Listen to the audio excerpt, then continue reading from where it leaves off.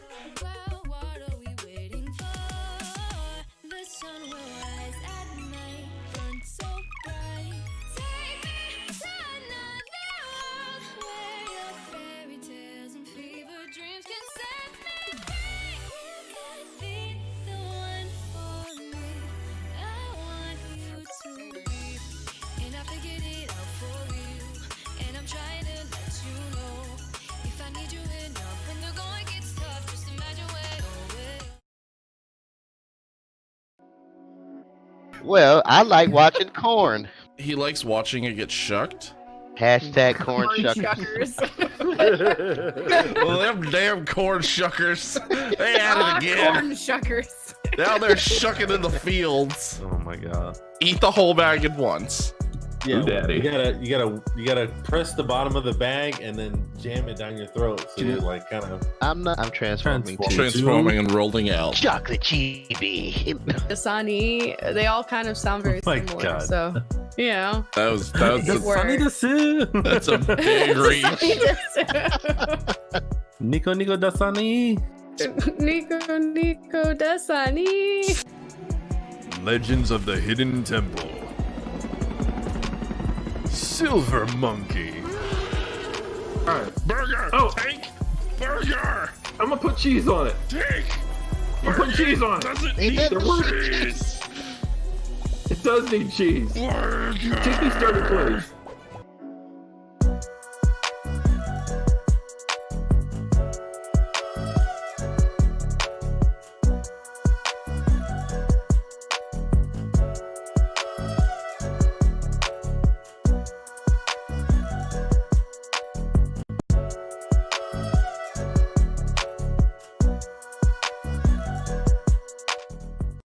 Hello, people.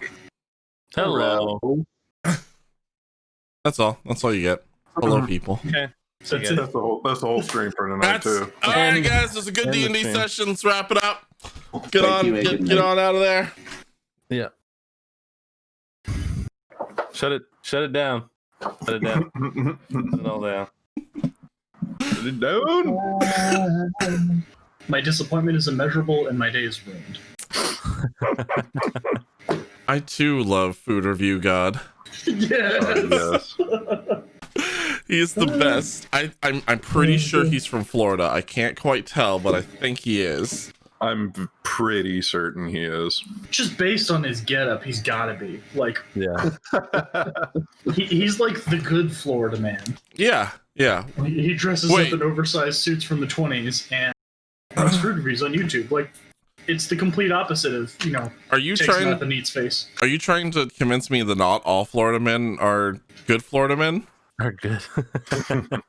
Every Florida man, Never. every Good Florida is man such a is great. subjective term. Yeah. Like, Good natured. Someone who does good. Someone who just looks good. it's Like he's Lad he's over the there ignoring me. lawful. He's the lawful version of Florida man, whereas normal Florida man is just the chaotic.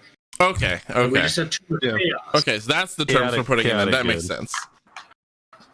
That makes sense. Yeah, all Hi, Florida men are everyone. true- are all neutrals. Hello, everybody.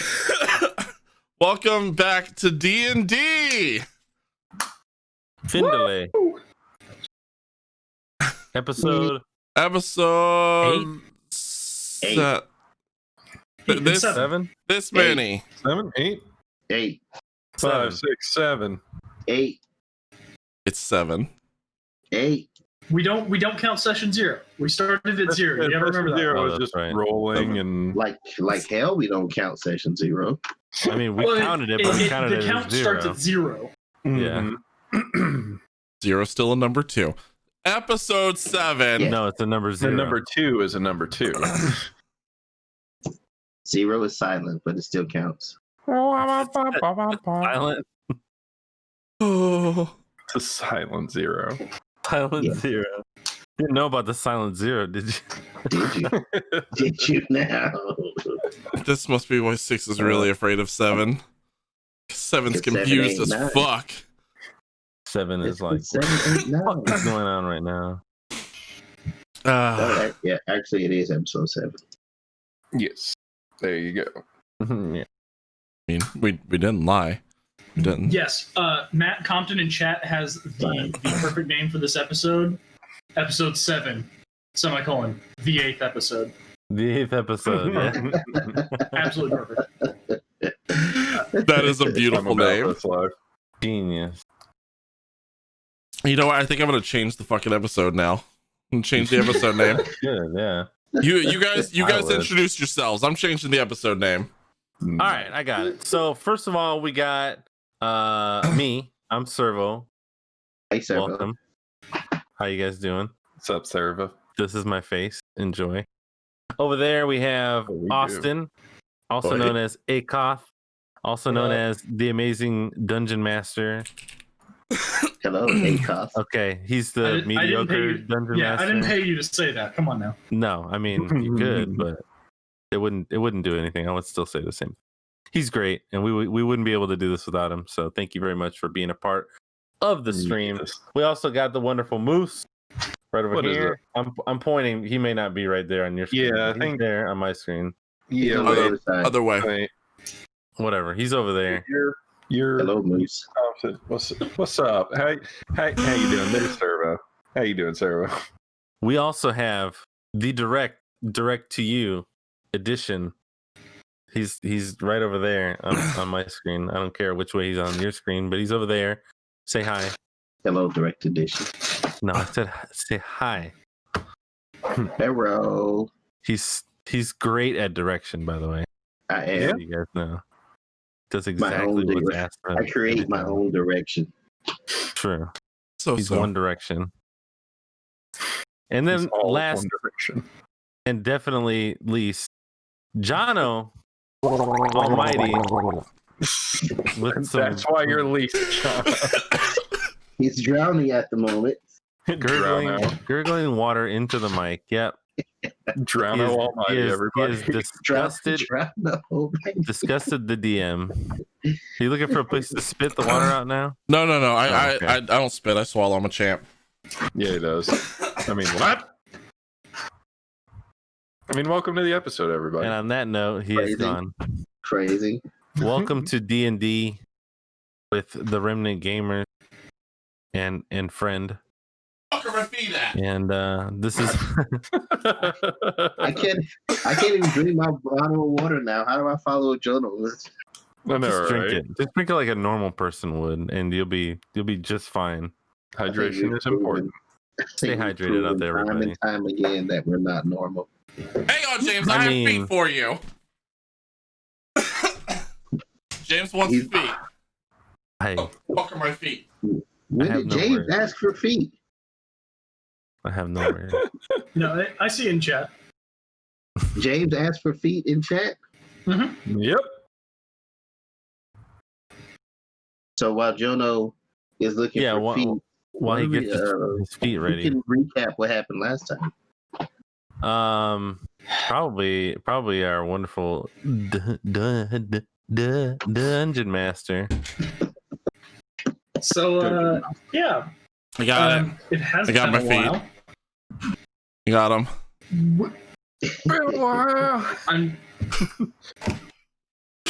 I'm just gonna ignore that. Yeah, please do. Those are feet that Servo carries around. I got feet. It's fine. I don't know what the Wear problem that is thing, here. So you guys have been exploring a cavern called Kundrakar, searching for a forge that's hidden inside, possibly with goodies and treasures abound. You've made it through what is ostensibly called the Mountain Door. Jesus. I'm just not gonna look. You stumbled your way through the first section of the map and actually managed to descend into the actual cavern. But you lost a friend along the way. Rest in peace, ballin' all day. But you picked up a new one, hustlin' every day. You guys recently descended into the depths and fought some very weak creatures and almost TPK'd them, or got TPK'd by them, rather. Yeah, had a scary little encounter, and that's where we left off last time. Sounds accurate to my recollection. Yeah. I think these are for dogs. But also, Oh yeah, just to be clear on what happened last time. I know it's going to take a second to get back in the zone.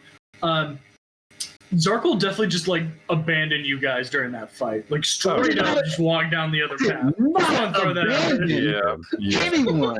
No. He went the other way, and then after like fucking 10 rounds of fighting the stupid things, he was just It like, was not 10 yo, rounds. you guys okay?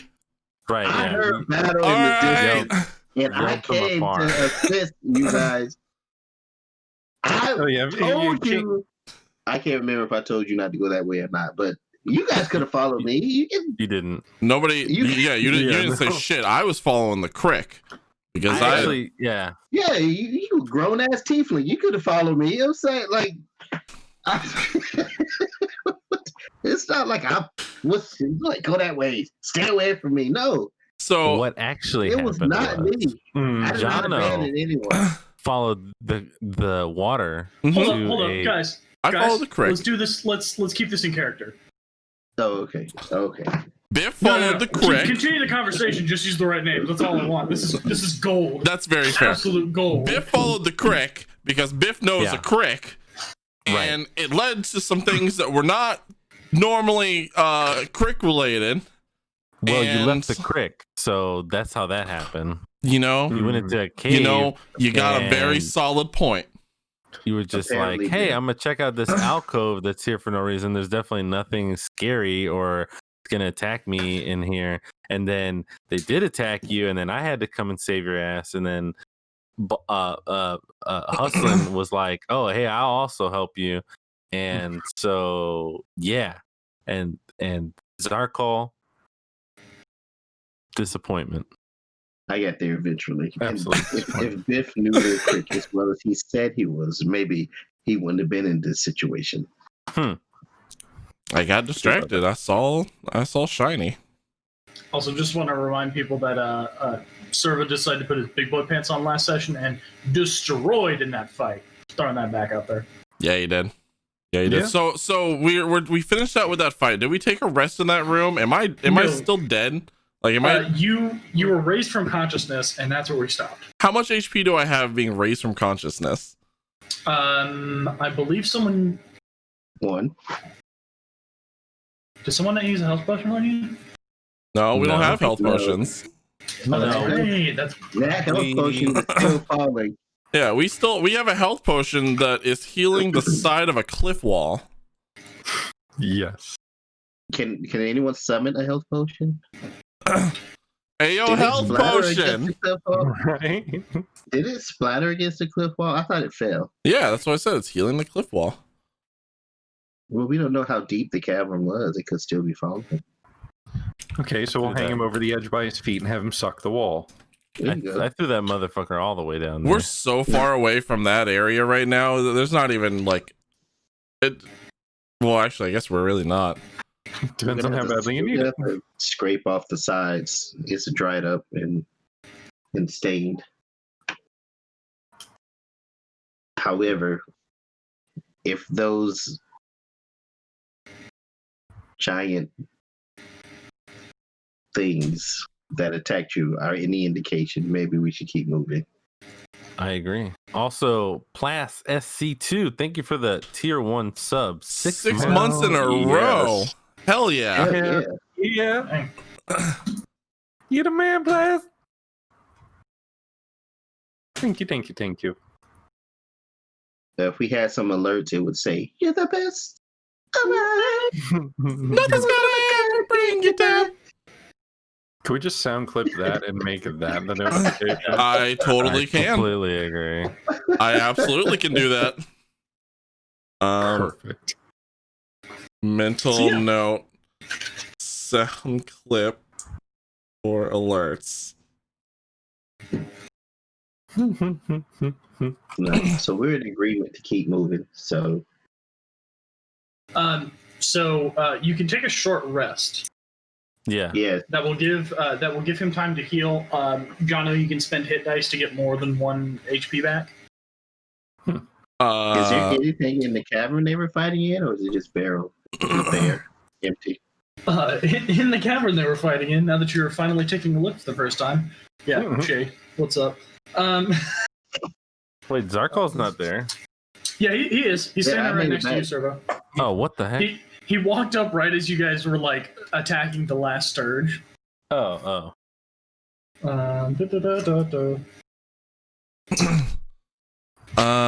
There's a small cavern, a small cave overlooking the stream. The fissures in the cave run about 150 feet north to the surface, where there's small specks of light that it goes to the outside world, but it looks like it's only big enough for really very small things to fit through. Like Sturges. Nothing else there apart from a desiccated body in the cave underneath your feet. Nothing else of note is within the room. Wait, what was I grabbing off of that dead body before I got brutally attacked to death? You grabbed a small leather pouch, and I don't think you got a chance to look into it. But when you recover, you open up the pouch and you find it has 35 gold in it. Oh, okay, perfect. 35 gold. Did you want to roll hit dice or just try to tough it out with 1 HP? I will gladly roll hit dice. How, what, where, why? Sure. I need more than one. So on your character I'm sheet? dumb. Tough it out. On your character sheet, Oh, I've got 3 hit you die. see you have 3 hit die, which are d8s. So you can, on a short rest, you can roll as many hit dice as you want. You can roll 1 if it's not enough. You could roll 2, and if it's not enough, you could roll 3. But you'll roll a d8, and you'll add your Constitution modifier to that roll, Okay, so and that'll give you hit points back. so what do I use hit dice for other than? That's it. Oh, okay, really? Well, Purely just for regaining health. Yeah. fuck. Okay.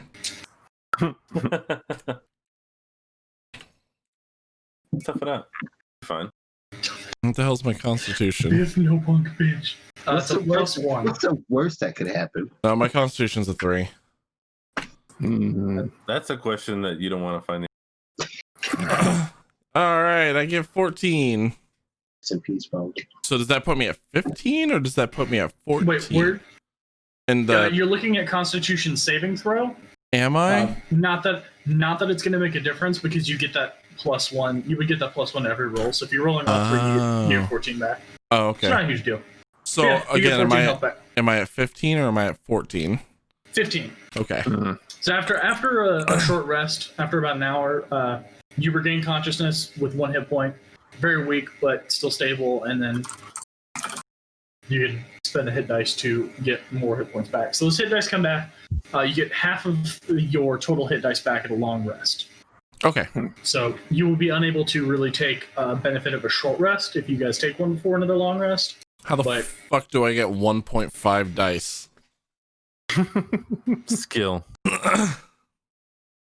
It's like a D8 and a D4. Yeah. Or half of that. Pure unadulterated power of will. Oh, sorry, my brain didn't put together what you were saying. I think it rounds down, unfortunately. Oh no. Oh no. This is like the one situation where it actually kind of hurts you. Oh no, hit dice is rounding up. It's the only instance, at least, that I'm aware of that it rounds up. So you'll get 2 back. You'll get 2 back at your next I level. mean, maybe we should just long rest. Is there any? Like, You could absolutely anything choose that's to gonna take a count long against rest in us? this. Well, I mean, technically, you've searched the surrounding areas at least to where we're at. Yeah, this ain't the worst idea ever. I mean, We're in Yeah, you can take a the long rest here if you want to. well, son of a bitch! I wish you guys would have said that before I used my goddamn hit die. he asked if he wanted a short rest or long rest. To be incredibly clear here, long resting, you're going to take 8 hours in a dungeon in a place where you just fought a bunch of Sturges in what you can assume is their nest. yeah, but So yeah, you can take a long rest here. Just like you can jump off a cliff. That's totally fine. Not that they're the same thing. He said that. I'm just saying that the two can be done. I mean, I survived 8 hours of a bike week at Sturgis, so I think we're all right. He did say that there were small holes in the ceiling that only Sturgis could fit through, so we didn't know if there would be more coming back or not Oh, all right. Well, yeah, let's fuck off out of here. in that 8 hours. No. Can I as Biff, I would like to put up the idea at some point to take a long rest, but just in the lazy river of the Crik. To be clear, this river actually isn't lazy. While it is a small volume of water, at least where you're currently standing, it's moving quite quickly down. Every think it river was- is lazy depending on your amount of effort. I was able to walk up river. You were, but you had to make a check to keep standing. Again, it wasn't very difficult. It's just slippery, water's moving. And okay. you're a dragon. So You know what? you have Yeah, you're river right. moving abilities. I'd have dragon abilities that keep me from Ice river. dragons. Also, ankle You can high just- for you Oh, is you like you are an ice dragon. I mean, I am. just throwing that out there. That's just Just- a thing you could have done. Freeze the water and stand on top of it. Yeah, I don't know that standing on top of ice is any less slippery though. Just to, I don't know, throw that out there. You can try though, absolutely. It's Can't just believe ice. I'm- It's an ice dragon. He knows how to walk on ice. Biff may not have a bad idea. I think we should take the river the rest of the way down. You just came from that way though, right? Yeah. well, we have to go There is back that a way because small looping opening. back the Was other way there- leads us to the entrance again. There's an opening. Probably about what was it? 50 feet, maybe. The Rex. Use my ruler. He's making the lights light up.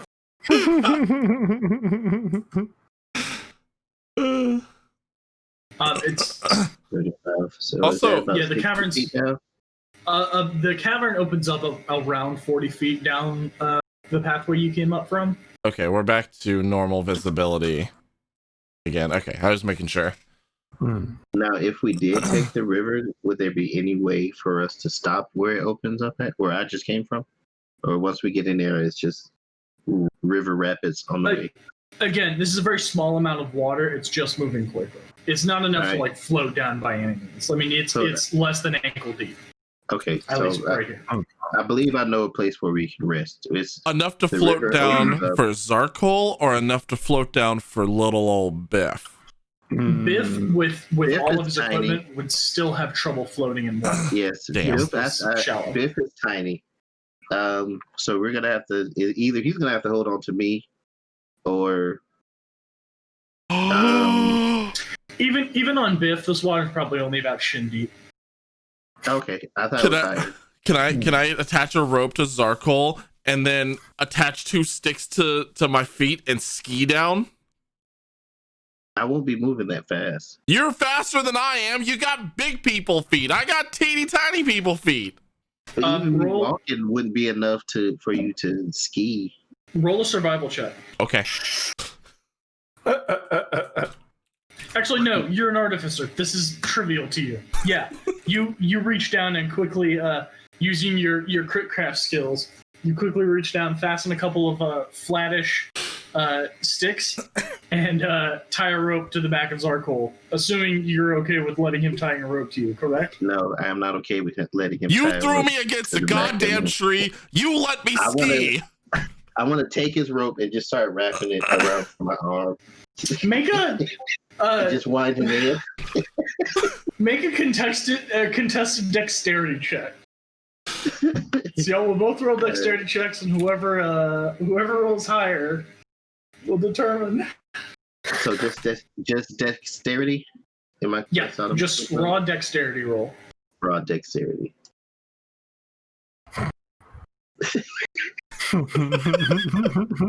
Hold on a second. Let me just make sure. Yep. Yeah. So, Biff, you go to like you walk around him with your like skis, like kind of flapping up as skis do when you're not actually on what you're trying to go down. Uh-huh. You're waddling around him kind of slowly with the rope in order to like tie it off like once you get a full loop. And as you're doing that, you don't realize that he's actually pulled the rope and is like looping it over his arm. And it's the third or fourth revolution around him that you pick up that he is actually following you, roping it up. And you only realize it when you're down to your last about 1.5 feet of rope that he now has the whole length in his hand. Damn it, Dragon Man. Let me have my fun. Can I tie the rope to Biff? I'll hold on to the end that I've roped up, But to the end Absolutely. that he has, I'll tie it to him. Biff, is this acceptable? Do you allow this to happen? What are you gonna do with me? I'm just to be your anchor, so you don't slip and get carried away in the river. He's putting you on a baby leash. Yes.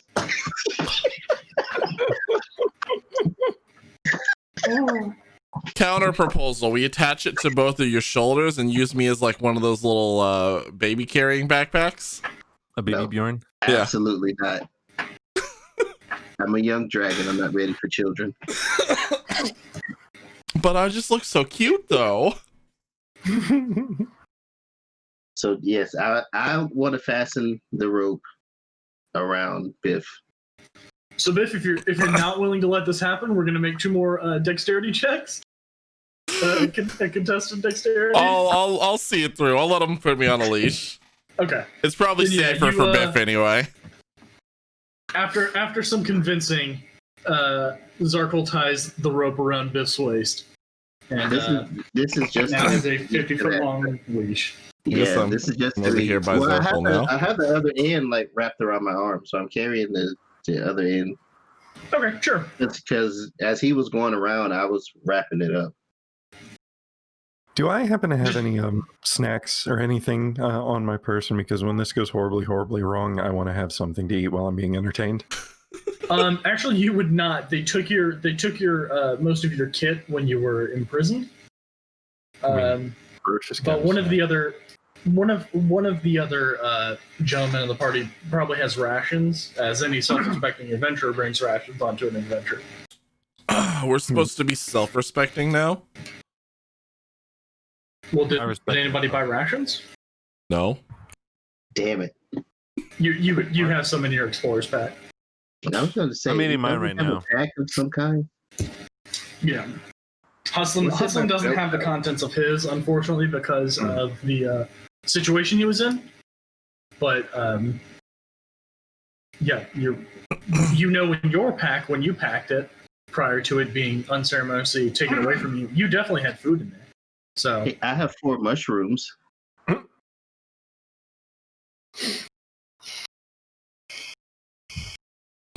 when did you pick up mushrooms? You do. When did you pick up mushrooms? I was looking for poison early on before we crossed the bridge. I wrote it down. I wrote out everything you set up okay. with it. Let me just check my notes real quick to make sure that's... All of my inventory is just a bunch of sticks and an axe. I mean, that tracks, though. Like, Oh, I also have some moldy Crik water. They use some soapy Crik water too. Ah, okay. Yeah. Yes. Yep. Yep. Yes, you also have 4 mushrooms. Excuse me. Offer the mushrooms to Hustlin. And I have Balnar's blood. Here you are, man. If you Do I have any proficiency to examine these mushrooms? You can make a nature check. I would like to make a nature check on these mushrooms. Nature or survival, whichever's higher.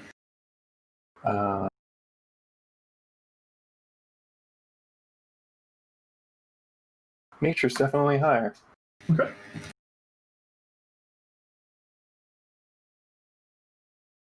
Meanwhile, I offer some rations to my wolf skull. Yeah. I forgot about the wolf skull. I forgot so much that's happened. I forgot he popped it in it. Yeah, you take one of the mushrooms. Bocephus. Bocephus. Okay. So wait, what was it about those mushrooms? You take a look at these mushrooms, and while they're not, some high quality, they're not truffles by any means. They're not some high quality fungus that you would find in a nice restaurant back in one of the big towns. They look to be edible. With an 18, you definitely know you're not going to get sick from eating. You just may not like the taste. Hard to tell without actually consuming it. But they're edibles. They are. I mean, everything's edible once. You're not lying. Okay, well, Dragon Man, I'll accept this as the first of your acts of kindness against your transgressions against me. Excellent, Red Devil Man. And I dropped the mushrooms in his hand. And right back where we started with the transgressions. Good. Great progress. So are you gonna eat those mushrooms now? Against my better judgment, yes, I will. Sure, go ahead and make a con save for me.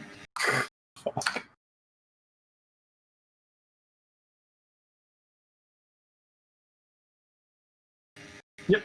You eat the mushrooms. They don't taste awesome, but, you know, they're raw mushrooms. They're about as good as they can be. But yeah, no other ill effects that you can tell so far. Not the worst thing I've eaten in the last week. So far, he says. Oh yeah, you've actually been in a cell for the better part of a week. Yeah, these mushrooms taste really good to you. They are food, they are sustenance, and therefore they are delicious. Yeah, no other ill effects. They're better dried. You're damn right. Oh no, that was just an in-character comment. Oh. I'm gonna start walking down the river with plans to stop where it meets the opening. Oh, we could have cooked those mushrooms. Where I came from. Sure. Before, when I heard their sounds of battle and I started going upriver, that's where it opens up, right? That's my plan to stop at. Okay. Everybody going down together? I don't have a choice. I'm on a leash. Yes. Yeah. If at any time you don't want to move with Zarkul, you'll have to make there will be a strength contest to try to pull the rope away from his grasp.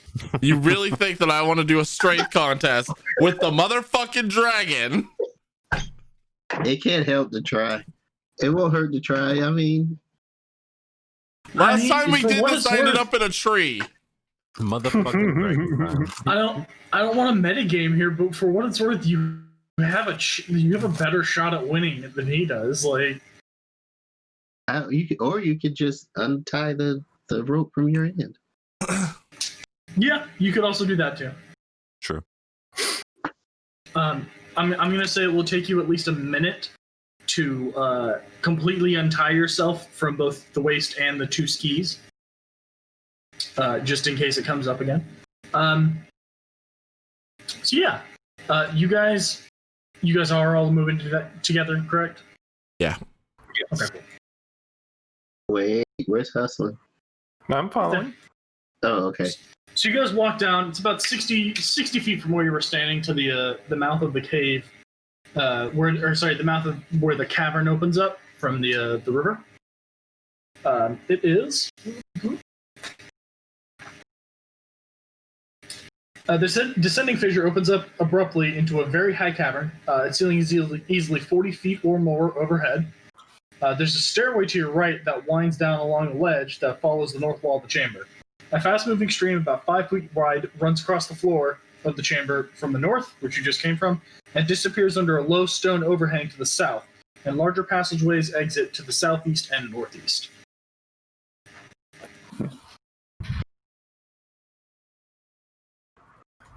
Long rest here. This is where I was talking about the long rest.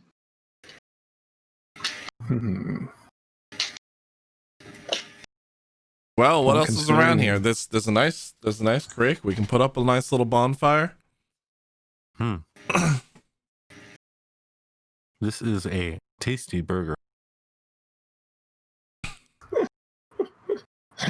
Considering the state we're in, that's probably not the worst idea that we catch some shut-eye. All right. I caught some earlier, but that wasn't by choice. Yes, He chose to go into that cave. Way less restful. All right. It's a forced rest. So I guess we're on a long rest here. Yeah. Sure. Anyone got any food to cook?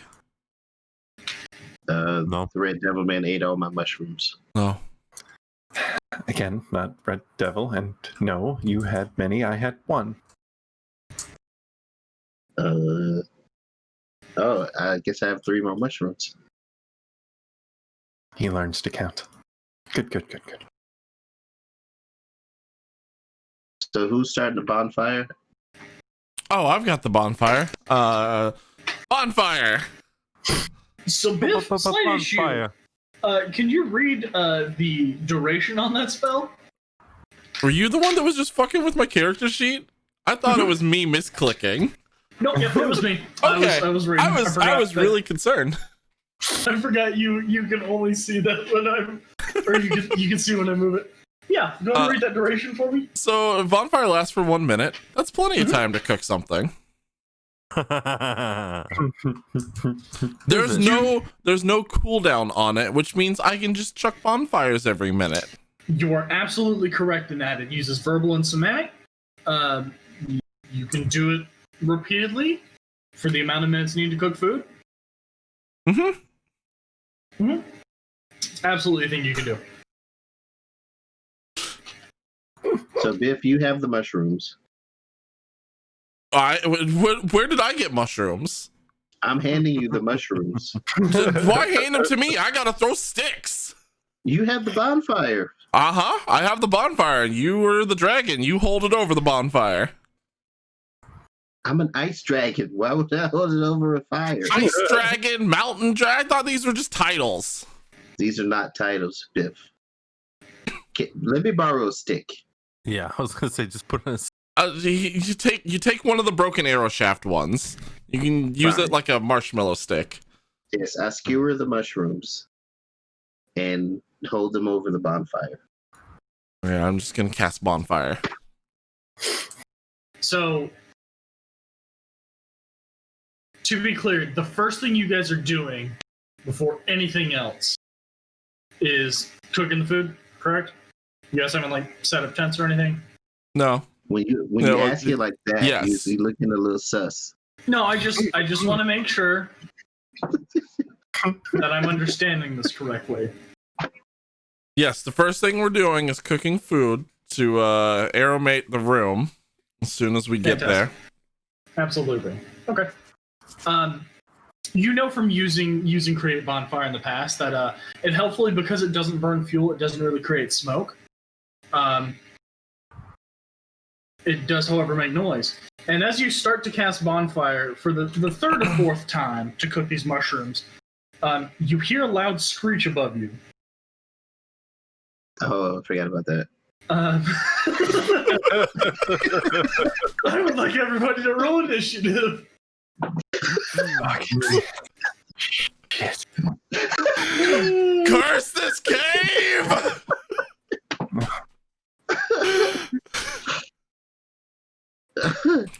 Oh my gosh.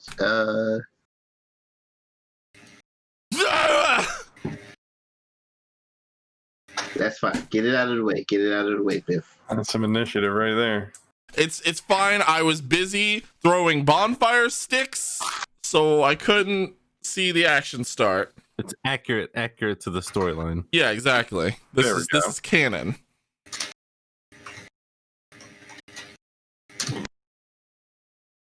I didn't even get to use any of my spells last time. I just straight up turned into one of the stupid things and died.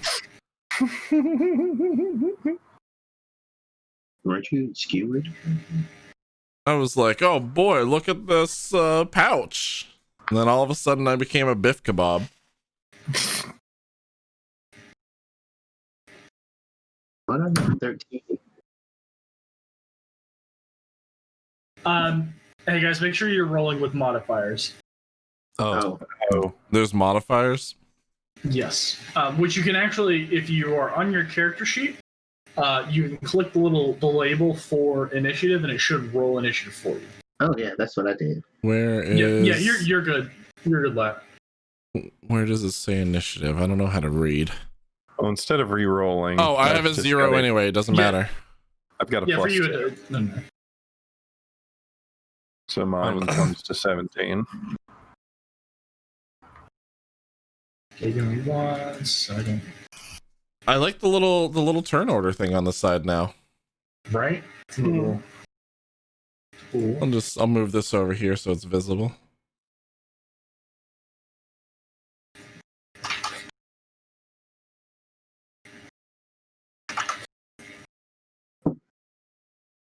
So.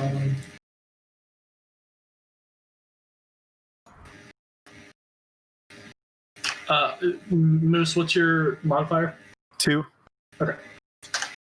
Cool. So at the top of the order,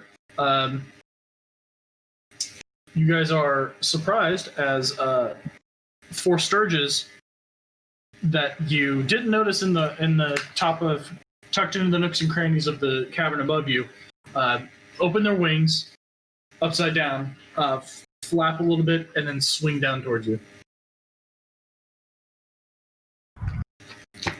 And they're going for Biff. Of course they are. Because you're sitting there constantly cracking bonfires out. I promise I'm not picking on you, but... Remember me, guys. Who are you? Oh. Remember me well.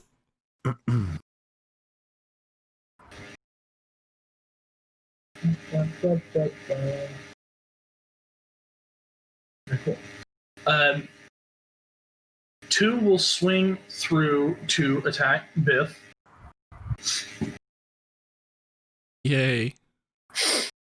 Oh, why can you see those rolls? I don't want you to see those rolls. What you say? You guys are gonna see these. Hey. I don't think I saw anything. Yeah, no, you can see my now my rolls in chat. I gotta fix that. So that's a 16 to hit for the first one. One swoops down and goes straight for Biff, ignoring the 2 gentlemen that are currently with him. So did you say that he hit for a 16? It's a 16 to hit. Does that hit? Oh, yes. Okay, I thought you said he did 16 damage. Oh, no. And I was like, oh, well. Yeah, the star just flops down from the ceiling and turns Biff into a puddle. So you may as well put me on the stick over the bonfire when I'm done. So it bites you and latches on, piercing into your skin, and you feel the familiar strain as it sucks blood from your body. Pierce me, daddy. Oh, you've been pierced. You take 5 points of piercing damage. The other one swoops so low over your heads that, Hustling, you actually get an attack of opportunity as it passes by. Perfect. Then I would like to take a swipe at it with my short sword. I am so sorry. I accidentally muted it. Can you repeat that? Take a swipe at it with my short sword. Sure, go ahead and make an attack roll. Hey! That's a good opener right there. Yeah. All right. So the Sturge swoops by to attack Biff, seemingly just tunnel vision, pun intended. You kind of just like stick your short sword straight up, and it bisects itself and flops down on the ground in 2 pieces on the other side of the cavern. It is very dead. The other 2 Sturges are still stretching, their wings attached to the top of the cavern. They have not moved yet, but they are poised to attack. And we are now at Zarkol. Why do we only see Hustlin and Zarkol in the turn order? I'm not dead yet.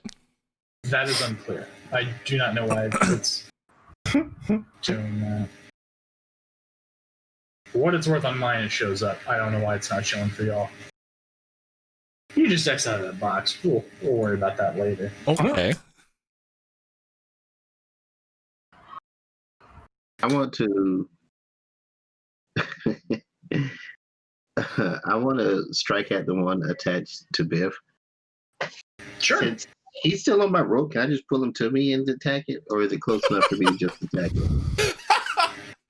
So Servo is actually kind of in the way. Okay. It would be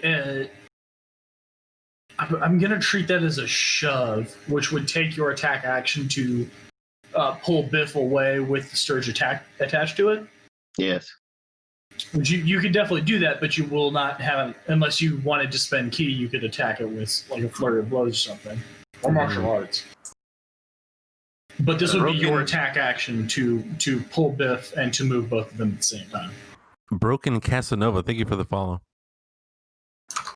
Let's yeah, let's do that. Let's use the martial arts to pull and attack. Sure. Okay, so with ease, because of how light both Biff and the Sturge are, you pull Biff about 5 feet, and you pull the Sturge as well into your threatened range, and now you can attack freely using flurry of blows, or whatever you want to choose to use. But you will be spending key. Do you have any key points left? Yes, I have I still have 3. Okay. Yeah, you'll expend a key point if you wanted to use this. I think martial arts you can do as a bonus action because you technically took an attack action. I believe you could still make a martial arts attack if you wanted to. I could be wrong. Martial arts just says I can use dexterity instead of strength for the attack and damage rolls of unarmed strikes.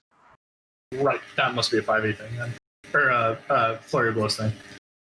So yeah, you can spend a key and do a flurry of blows.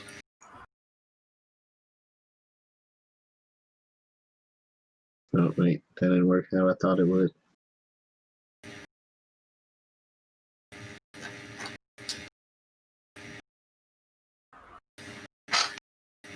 Oh yeah, no. You would just be making 2. Oh, do we have an arm strike set up? I don't think we do. You would make 2 attack rolls, yes. Oh,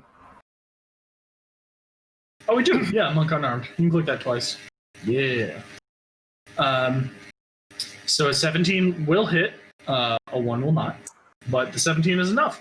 So on your first attack, you rear back and you're ready to deliver 2 strikes. And your first one sneaks out, and just in a flash, you hit it so hard that it detaches and splatters on the wall next to the cavern wall next to Biff. And then you go with your other hand to deliver the follow-up, and you just realize that it's no longer there. So you just kind of like shadow box. You're like, oh. But you have successfully killed the Sturge that is still that was attached to Biff. Thank you, Dragon Man. I had PTSD.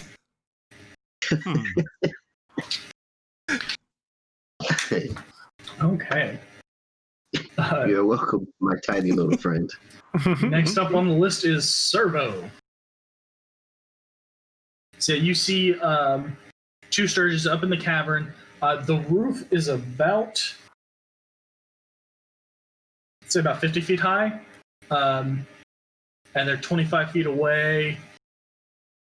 I can do math. Square of a hypotenuse. I wish I was high on hypotenuse. Around.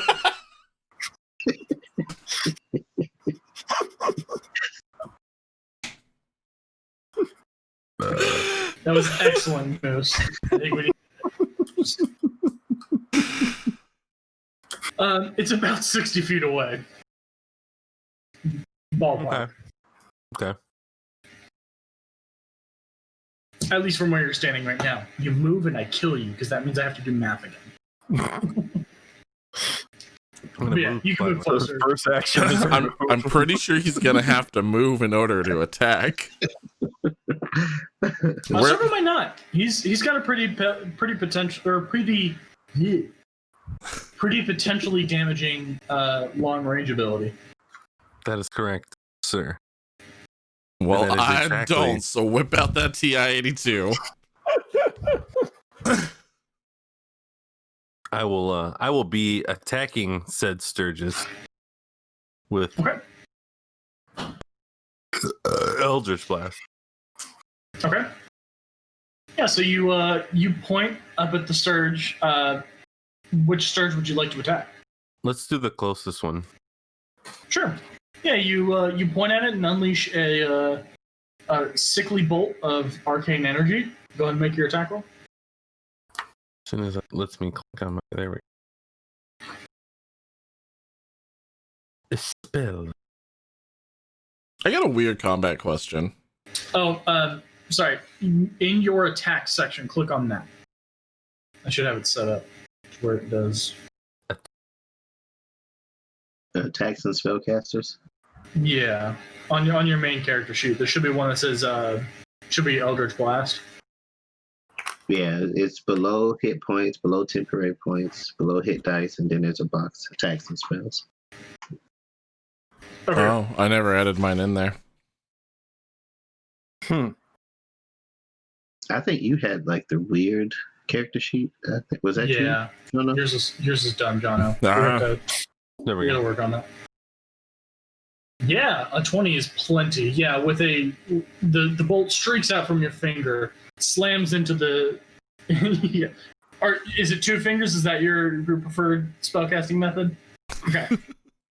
So yeah, you point up, a bolt streaks out from your fingertips, and in an instant smashes against the stirred closest to you, and it falls dead. Lat caught that. Are you doing anything else on your turn? Yeah, I go. Got him. All right. Hustlin, it is your turn. You are up, sir. See. I feel like getting close to this one.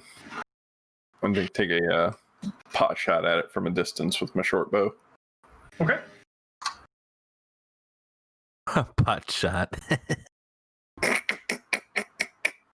Yep, 17's plenty. Yeah, you unleash an arrow, and with deadly accuracy, even in like the crazy cliffside, you hit it without any effort. It falls down to the floor, the cavern floor, with a loud thump. Nice. And then the cavern goes quiet. Except for the sound of me going, that's how you do that shit right there.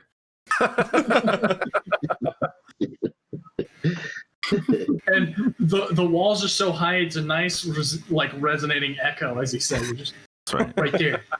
There. So, mushroom, anyone? No, I'm good. After that, I'll take one. So you 2 left. Red Devil Man. Sustenance. Well, considering how hard I just carried you boys, I think I will be inclined to take another one myself.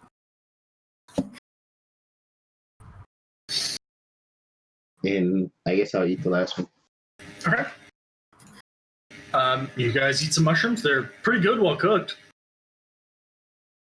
You guys are gonna settle down for that long rest now? Yes. Yes. Cool. I took an extra 5 points of damage out of stupidity. Yes, please. It's not stupidity.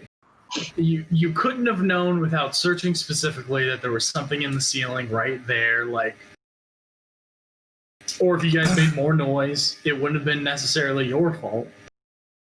I knew it. Oh, you guys just got to set up camp right there? I knew it sounded sus. I mean, I knew it too, sure. but at that point we were already in character, just geared to go for it, so we may as well have. Yeah. What's funny is that's not even why I was asking that specific question, but that's fine. Yeah, so you guys set up camp.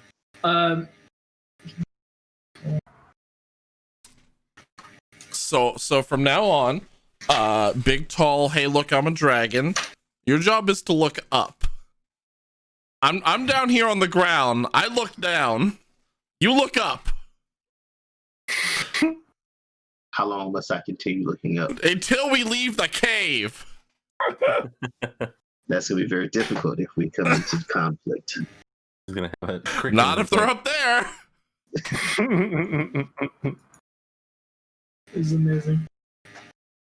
Yeah, so you guys successfully spent a long rest in this cave. Am I healed? Am I back to full? We're back to full. Anybody who spent hit dice? I get 1.5 hit dice. Anybody who spent hit dice receives 2 hit dice, or up to full, depending. Do I regain my key, or is that only one You thing? get all the benefits of a long rest. Ooh.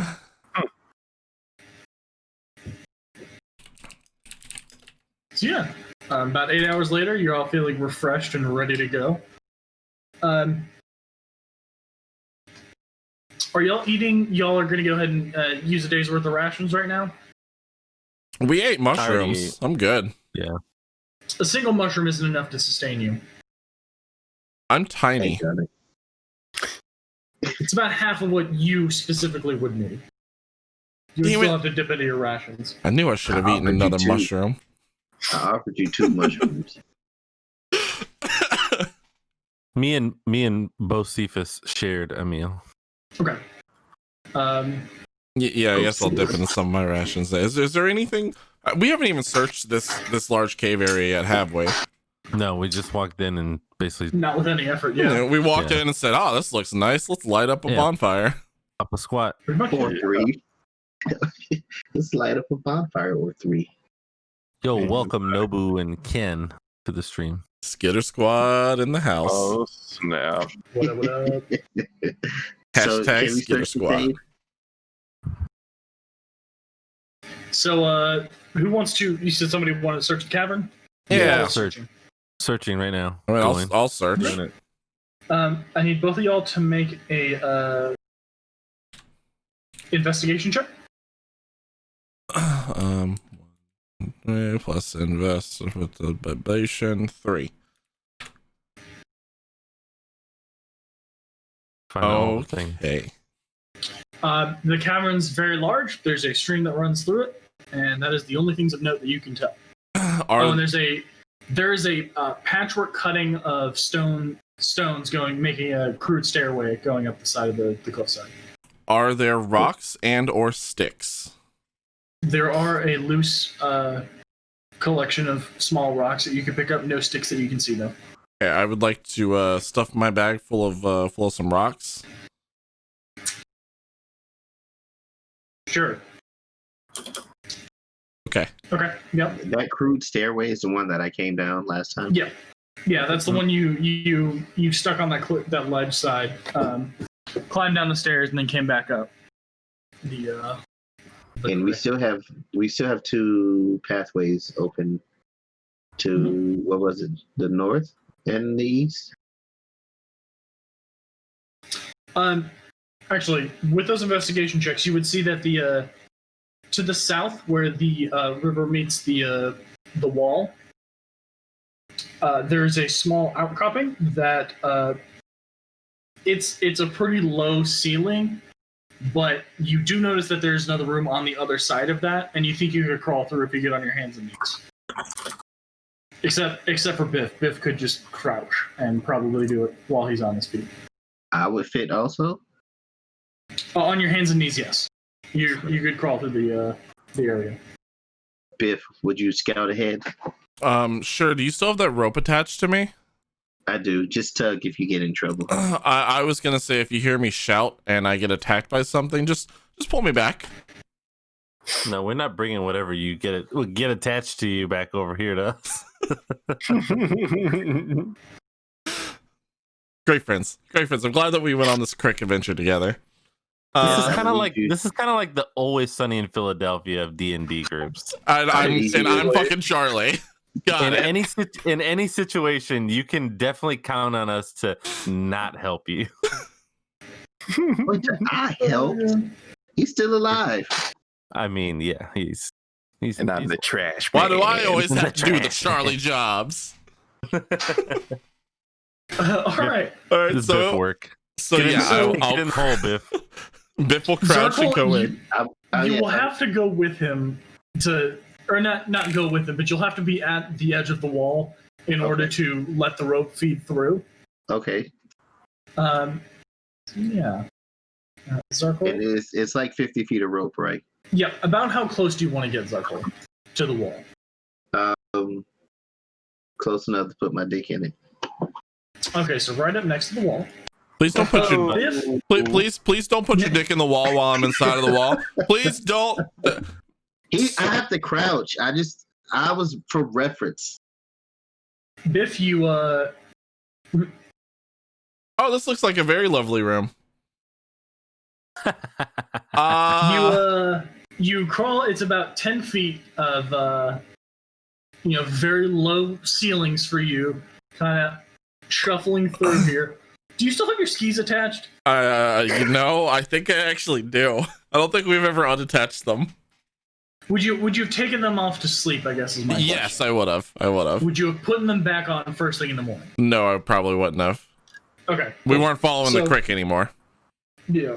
So you crawl through. You see a. Would that have helped me in combat? Can I use those as combat sticks? No, actually, it would have reduced your movement speed by half because it would everything that isn't you skiing would be difficult terrain. That's fair. So it's way better that you've taken this off. So the passageway opens up into a long cavern that has 3 narrow twisting passageways off into the darkness. Numerous rock columns rise to meet the stone overhead. The air is thick with the stench, and the floor is littered with refuse and gnawed bones of dubious origin. Make a perception check. Okay, I was gonna say, do I see anything of note? Perception. What is perception? -1. Got it. Nailed it. Sick.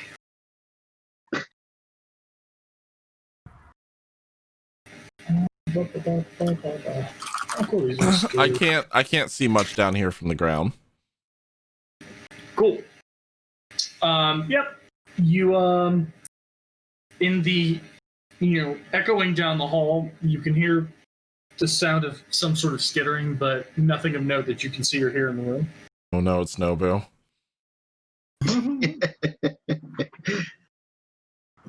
Does he have a torch? Is it dark? What do you see? He's carrying a torch. Yeah, that's why I'm able to illuminate a little bit of the room with it. So yeah, you hear Zarkle calling from the other edge of the cave. Are you all right? What do you see, Biff? There's some dead bodies in here. It looks like another cave entrance. There's a sound on the other side, but I don't know what it is. To be clear, you just hear it kind of echoing off of the walls. Like you couldn't really pinpoint where it's coming from. Well, it's not right next to me, so I assume it's the other side of the room that I'm staring blankly into. Sure. Do you want me to keep looking? And Servo, what are you guys doing? Watching. Yeah. Are you guys are up against the mouth of the cave as well? Yes. Okay. Yes. Same. Oh wait, no, I can't see them. Is anybody joining Biff on the other side, or are you guys? No, I was kind of waiting to see what the report was from what's in the other room. Biff says he sees dead bodies and hears gathering. Okay, yeah, I'll head to the other side. Just me. Cool. As you guys prepare to cross on the other side, last time that we found dead bodies and it was in a room and I was all by myself, it did not end very well. I just want to put that out there. I'm a little scared, guys. I just want to remind what your exact words were, Biff, that, God, when you said, well, the sounds are coming from the hallway, so they're not standing right next to me.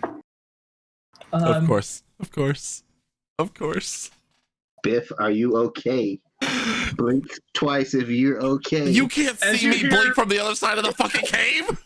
As you hear your companions starting to get down on their hands and knees to crawl through the cavern, 2 lizard-like things come into view. Their skin is actually camouflaged against the rock background. It turns into a pale white, and they emerge, and they're going to attack you. Hold on, let me. Can I befriend them? It is already too late. You are now surprised, and I'm just going to try to show you guys what this is. Oh, what did they look like? The rhino.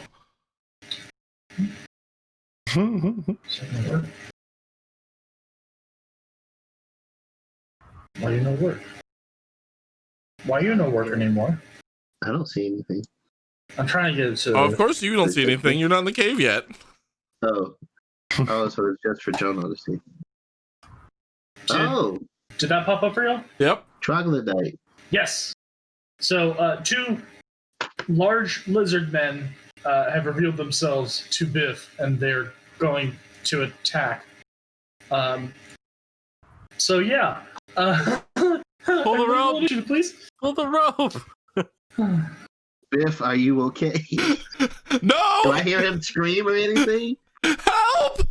We are currently rolling initiative. Oh. Yikes. Well, at least I rolled past a 1. That's fine.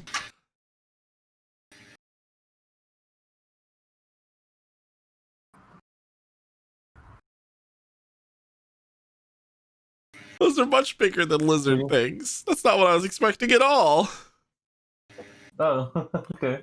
Yeah, they're lizard things. They're lizard people. They look much more like they came out of fucking 90s TMNT. Like, I expect them to be hanging out with fucking Bebop and Rocksteady.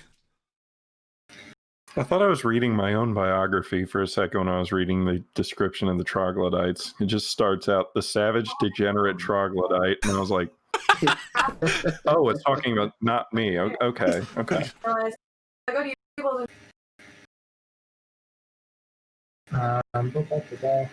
Oh, also, at the bottom of the text bar, change to your character's name.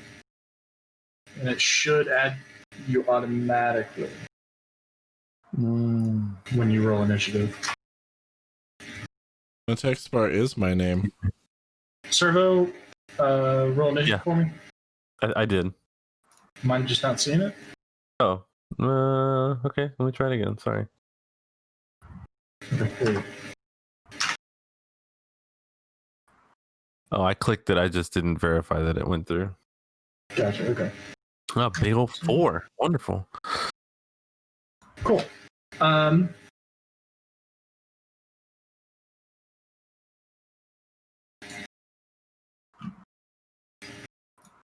Weird that it's not adding me. Yeah, I don't know why that's like broken. Let me this isn't a real roll because I rolled a 14. Nope, still not adding me. I switched from one Biff to the other down there in the chat. I will work on that later. No valid token was selected. What do you mean no valid token? Who the fuck do I gotta validate with? Cool. So, because you are surprised, the 3 people who would be in front of them do not get turned because of the surprise round. Surprise! Yeah. And so these troglodytes will attack Biff after coming out of stealth. The first one will get advantage on its attack roll. This is Biff with a no good, awful fucking day. To be fair, it's a new day. You guys have slept, like. You're right. 8 hours of rest. Biff's wacky ride through a cave. So this one is going to take two attacks, or it's going to take 3 attacks at you, all with advantage. Because they get 3 attacks. Guys, I hope you're okay with just crawling through and over my dead body. Does a 16 hit? Yes, it does. Cool. Are we still crawling through? How about a 23? Oh, really? Sorry. So it bites you and takes 1 successful claw swipe at you, and you take.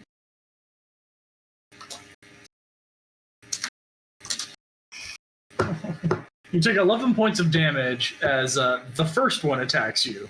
Yay! The second one will roll with. Oh god, those weren't with advantage. Well, you'll still. It'll be fine. The second one's going to take 3 attacks on you. Hey! Does a 14 hit your armor class? Uh-huh. Okay, so it also takes 1 bite attack and 1 successful swipe at you. for an additional No, 9 points of always. damage. Hey, Are you still up? Hey guys, 1 HP club right here. Let's go. oh Oh, no.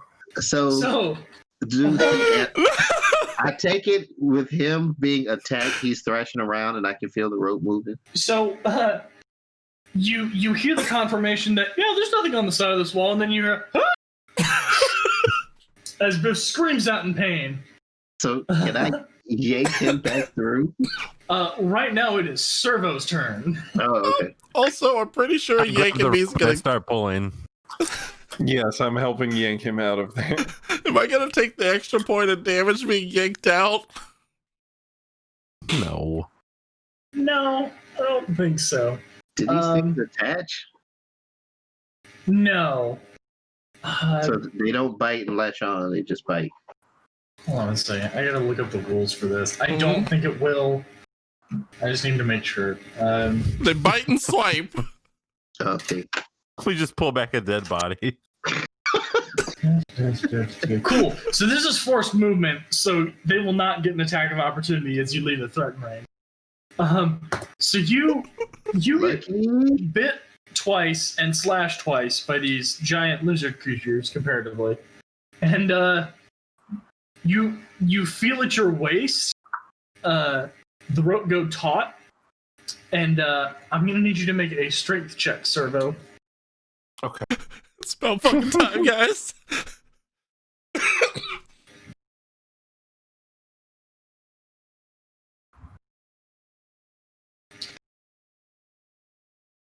Cool. So yeah, you grab hold of the rope and you yank as hard as you can. You're not a strong guy, but Biff's not a big guy either. You hear a thunk as his head makes contact with the cavern, but you pull through. You pull Biff back onto the other side of the cave wall. Guys, pull me back over. He is conscious, but just barely.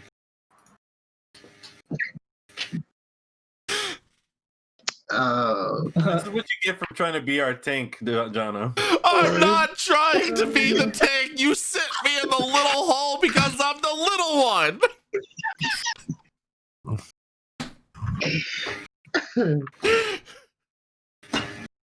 All right. Servo, are you doing anything else on your turn? That would have been your action. So, with us being on the other side of the wall, do we know that the troglodytes are coming, or do we just know that something attacked Biff? You just know that something attacked Biff. Okay. You heard a and you see the evidence of damage. You see the slash marks and the bite marks on him. The profusely bleeding. I was gonna say corpse, but that's not accurate yet. No, I'm a corpse. Bleeding body. Are you still alive? I would look under in where he came from to see. Sure. See what You was get there, down on your obviously. knees, Yeah. and No, I don't get down on my knees. I didn't say that. I just look. to be clear, to look under this, it's about 2 feet off the ground. You would have to be in a very low crouch or on your hands and knees to see this. All right. Well then. It only costs 5 movement to crouch, to go prone and then get back up. Nah, I don't like being that vulnerable. Okay. So nothing else? You done with your turn? No, yeah, I'm good. Okay, cool. Next up is Biff. So Biff, yeah, you got bit twice and slashed, and you got ripped back through the low-hanging wall that you just crawled under. Guys, there's 2 big angry lizard things over there, and I think it's their Crik now. Can we block off the cave and just that we will forget that part ever existed? No, let them come. You didn't kill him? Does it look like I killed them? It looks like you fought them. Fought is a very loose term. How much of that is your blood? Yeah. All of it. All of it except for this vial that's not my blood. Smart. So I would like to move away from campers. Fucking camper. I'd like to move away from the hole. That's what I want to do. I want to be over here. Yeah. I'd like to be let's as do close to my safety crick as possible. I tug Biff back. You can do that on your turn. We are still in initiative. I also, You still have another 15 feet of movement. yeah, we're still very much in initiative. I still want to be at least close. Well, okay, I'll take another 5 feet, and then I'm gonna cast jump on myself. Just Remind me what jump does. In case they come back, then I can just jump away. Jump lasts for a minute. Touch creature. The creature's jump distance is tripled until the spell ends. Okay. All right. So yeah, you move about 20 feet, and you guys see Biff waving his hands and touching his chest, and you see the soles of his feet glow with a very dim light for a brief moment, and then they dissipate. Next up, Zarkol.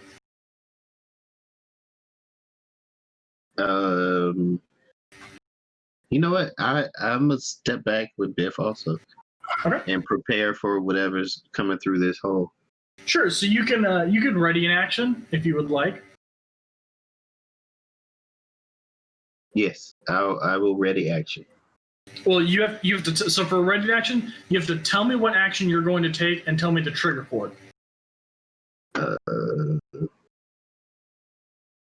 It's an if-then statement. If X happens, Y happens. If something comes out of that hole, what are you gonna do? If you see the white of their eyes. No, well, Biff, what attacked you? How many were there? It was 2, and I know that they just showed up. They kind of just appeared out of nowhere. They bit me, if you can't tell by the large jaw marks on me, and then they swiped at me. Think they could fit through this hole? You know, we're talking six seconds or 6 seconds around. So you get just enough information to know that there are 2 lizard men on the other side of the wall. So whatever comes through that wall, I hit it with my breath weapon. Where are you going to move to? Oh shit, because you guys are still in the way.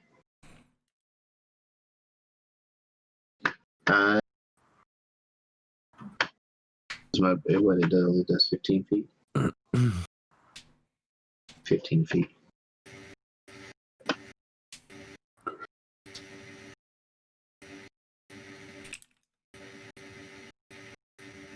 The square in front of Biff. Okay. So you move 10 feet back, and or 15 feet back, and that's not right. It calculates diagonals wrong. Okay, interesting. Not important right now. So yeah, you move in front of Biff, and you're preparing an action to do what exactly? When they emerge from the cave, to unleash my breath weapon. Okay. Hustling. You're up. Well, I'm not going to be the first thing they see when they crawl out of that hole, so... I would encourage you to move. Yes, I concur. So I'm going to use my movement to pop back about 10 feet. Yeah, you guys see Zarkle back up and just go and just pause. I just thought he was little wisps of ice start to creep out the sides of his mouth. I thought he was just training to hold his breath.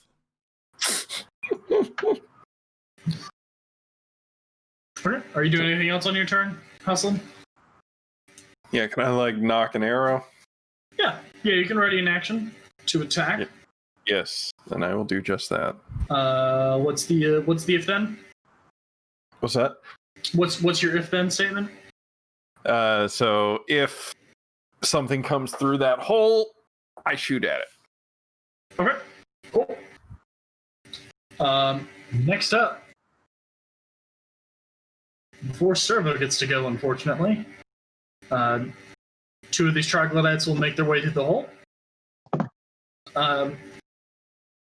As he comes through the hole, your breath weapon is going to trigger, Zarkul. Dang it, Servo. You are going to hit Servo, yes. I'll be fine. He'll still make it. He'll make a save like everybody else does, and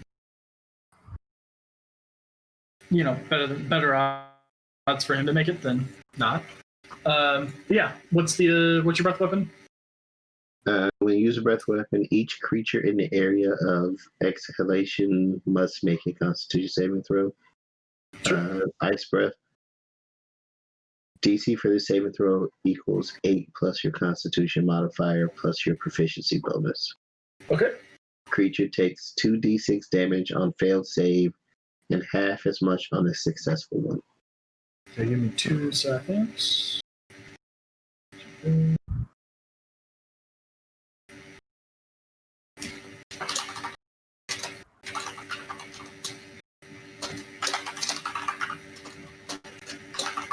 And that's a 2d6 you said? Where did it go?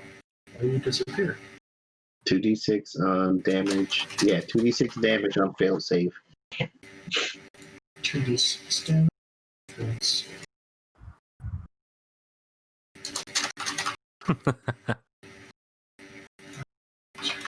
Sidebar while you math.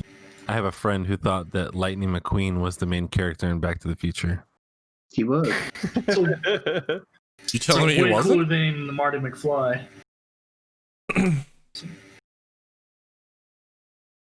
For those of you who don't know, it's the car from Cars. This should work.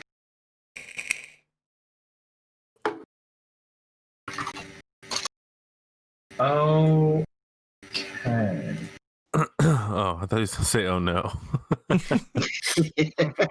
He's been saying that the whole session. It's I fine. know. I got worried when he started to actually say it. Like, No, it's not my turn yet. Go ahead and try clicking Ice Breath. I don't know if I set this up right, but Okay. Ice breath in. Oh, okay.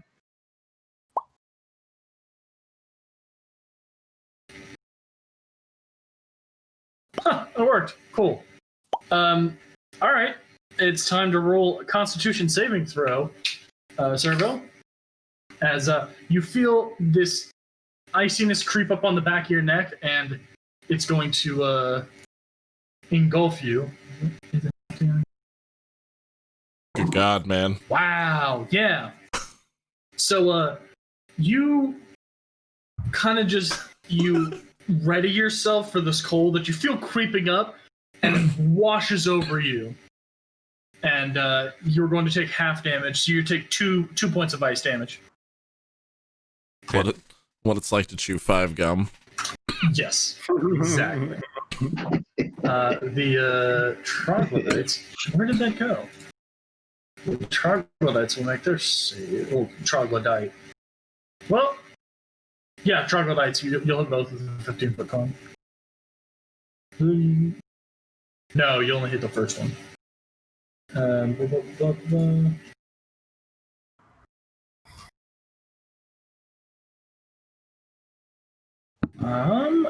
It's wow, that's a hard fail. So it takes the full 5 damage.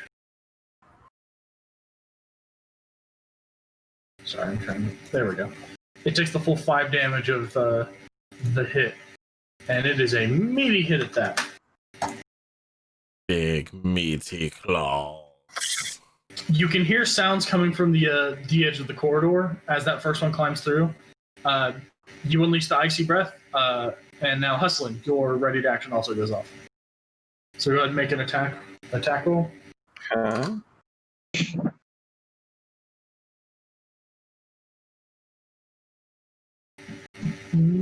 Yeah, 17 will hit. Go ahead and get 3 damage. Yeah, so you deliver a nice meaty throw to its torso, or meaty arrow to its torso. And Threw that arrow with my bow. yeah. You didn't use the bow, you just took it in your hand. Ha! But it pierces the troglodyte, and he stumbles, but he gets back up on his feet and keeps moving. I do that all the time in Blade and Sorcery. Hell yeah. So the first troglodyte's going to move up about 5 feet to be next to Servo. The second troglodyte's going to finish his way crawling through, and they're both going to attack you, Servo. Well, fuck those guys.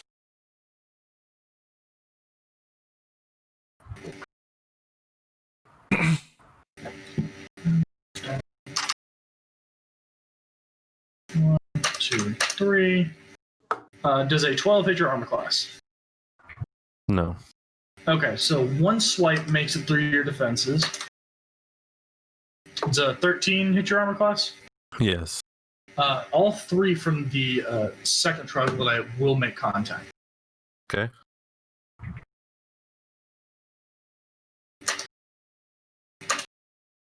He will take. God, that's unfair. You don't say. He will take 21 points of. Sorry, that's 5 points of piercing damage and 16 points of slashing damage. As one bites you, the other bites you, or one slashes you. The first one through that's been hit by a couple attacks. And then the second one comes through full force, hits all 3 attacks, and does a good chunk of damage. I like to call that one biff's worth of damage. So I don't remember why, but I have 9 points of temporary hit points. Do I just get rid of those? I don't know why you would have temporary hit points. Neither do I. In what situation would you even have temporary hit points?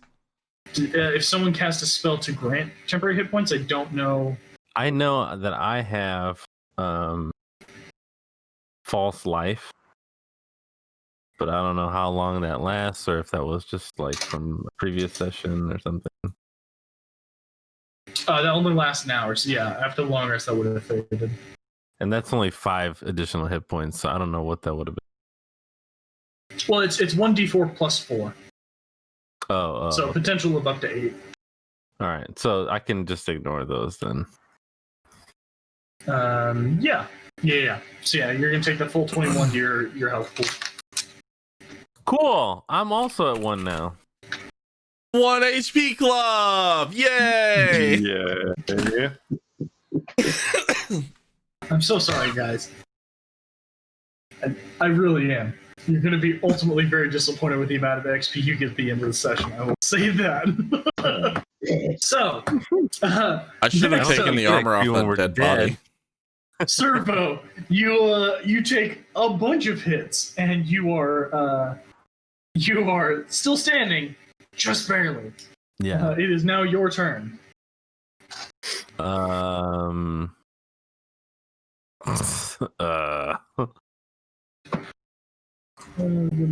Let's see what I have. Like the bonus action cry. It's a free object interaction. Oh, okay, good. You can do that for free. That's fine. You guys can't see it because it just looks like it's part of the Crik. God, what's that? What's the Negan quote? You can cry, you can scream. Something, you'll be doing all 3. I can't remember that quote. I vaguely remember what you're talking about. Get him in the comments. Let's hear it, Twitch. What's the Negan quote that he says before doing terrible things to the party? Everybody in chat just quote Negan. It doesn't have to be the right quote. Yeah, just random Negan quotes. Let's go. I'm totally fine with this. Or just Jeffrey Dean Morgan quotes in general. Dude's badass. Yeah, for real. That's the dad that all dads should be. So what's the play, Servo? What are you doing? I'm so sorry. I'm just gonna say that. Like, I really am. I can move, I guess. Traps me in a room with these fucks tied to a rope, but Servo's the one that gets the apology. And you understand the reason why. This didn't happen because of Servo's decision. This happened without his reaction. I'm gonna move. Technically, it wasn't my decision. I just went along with it. Here-ish. And then I'm going to use Fiendish Vigor to cast False Life on myself as a first level spell at will. If you're moving out of their threatened range, you will provoke attack of opportunities from them. The only way to do that safely is to use Disengage as your action. I don't know if I think False Life is a full action cast. Okay. Well, yes, it is an action to cast that. So you can take the risk of them not hitting you because they're only going to get one attack each. But Disengage would guarantee that you do not take an attack. That is up to you, though.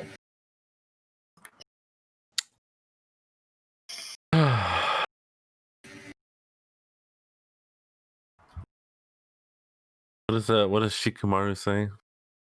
Nunduxe. Troublesome. Yeah. Such a drag. Yeah, what Such a drag. Yeah, Nunduxe.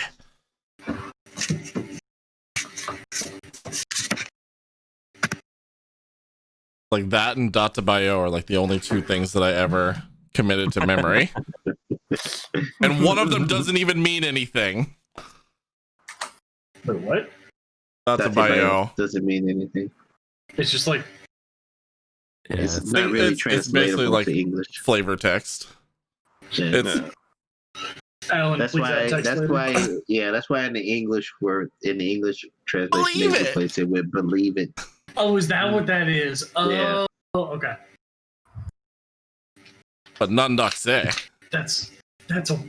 There are words that just don't mean anything. Man, language is weird. I mean, all of English doesn't mean anything. All right, so what's the play? So there's not a good equivalent. I really am very confused about what to do at this point because it's either like try and move away and get attacked or get attacked while standing there, or like basically I'm just gonna end up getting attacked. Again, Disengage is an action. It guarantees that they do not take an attack when you move out of their threat range. But then I can't do anything else, right? Except live. Yes, you will not be able to do anything else on your turn. That is correct. All right, so Just want to stress that enough. yeah, I guess I'll. Free and clear I mean, for an action. Servo sounds like he wants to go out swinging. That is an option, and it's an honorable one. I'll say that. I've done it several times. It's not swinging so much as it is flailing, but Flailing is a type of swinging. I'm swinging parts of me. And hey, you're at low HP, so flail's way more effective. Nice reference. Doesn't apply to this game. It could though. Should. Let's see. I'm going to definitely just honestly what I would do in real life. I would just get fucking pissed that I was attacked and send a bolt of Eldritch Blast directly at the one that attacked me's face. Are you staying? You're staying within their threatened range to do that? Because if you do that, you will be making that attack at disadvantage because you're making a range attack in melee. Son of a bitch! I hate this game. Sorry, you have a dagger. You have a dagger that you used dangerously last session. That's true. Yeah. Let's do dagger. Okay. Why not? So go ahead. And, are you attacking the one that's taking damage or the fresh one? Yeah, I'll try and kill one. Okay. Try and do. All right. There's trouble afoot. Button. Click the button. Do it, damn it. And look at that, the crit. I was mad. With that, you get so frustrated, and you see an opening, and it almost seems like too perfect. You take your dagger, you jam it into its eye socket, and you kind of just wiggle it in, and then you feel it pierce and go through the back of the eye socket through the lizard man's skull, and he drops to the floor dead. Oh. As you pull it out, the other troglodyte sees that you have just murdered his murder's the wrong word, destroyed his friend in front of him, and goes. And I go.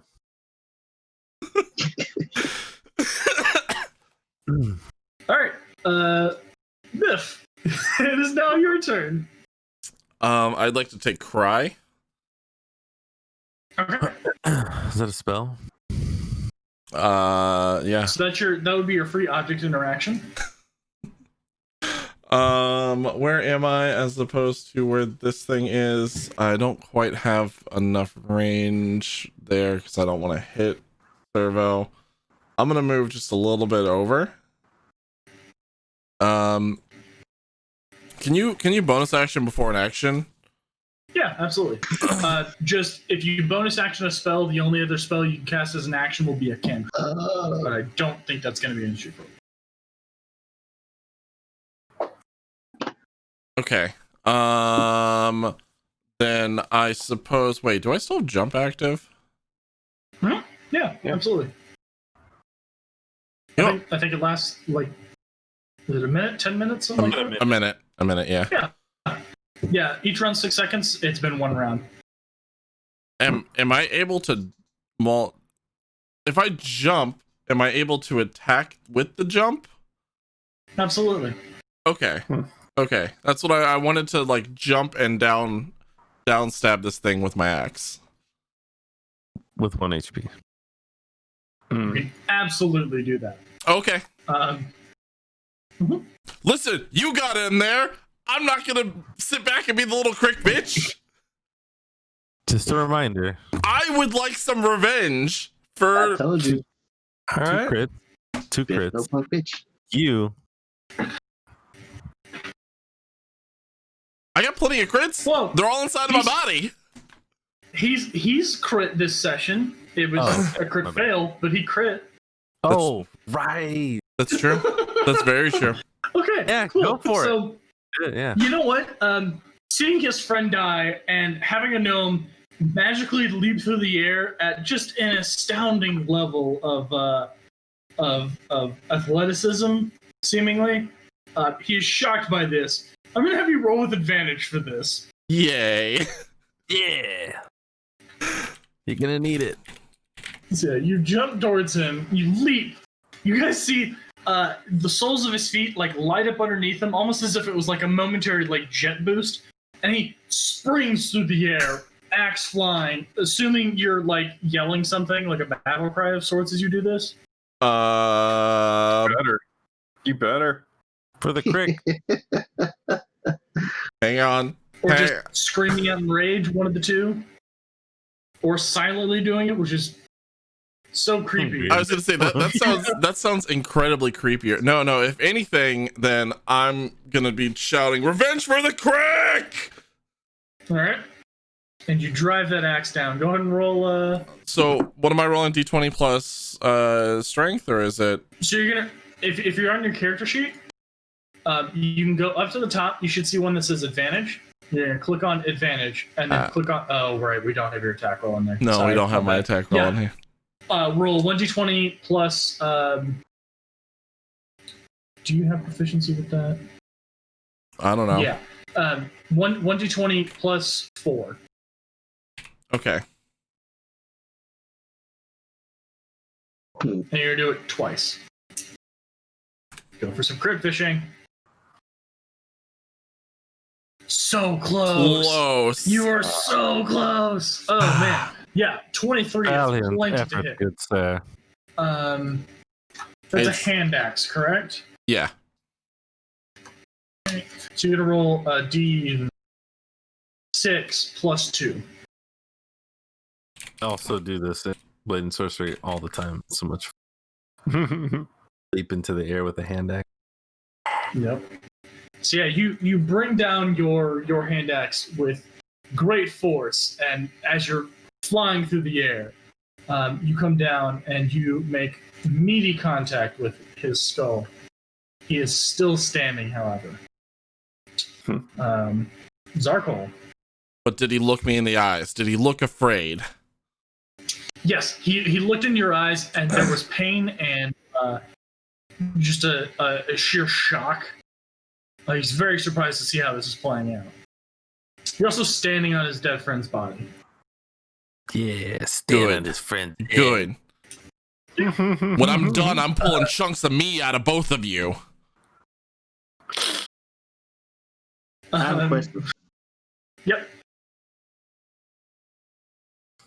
The I knew cauldron if I riled you up, you would do well. that I picked up, No, sorry, the what you picked up? the cauldron, Yes. is that breakable? It's cast iron, so Are you gonna Yes. WWE style smash a cauldron on him? it's. Fuck yeah. I mean, it's like hitting someone with a cast iron frying pan. It technically could break, but you think the bones are gonna break first?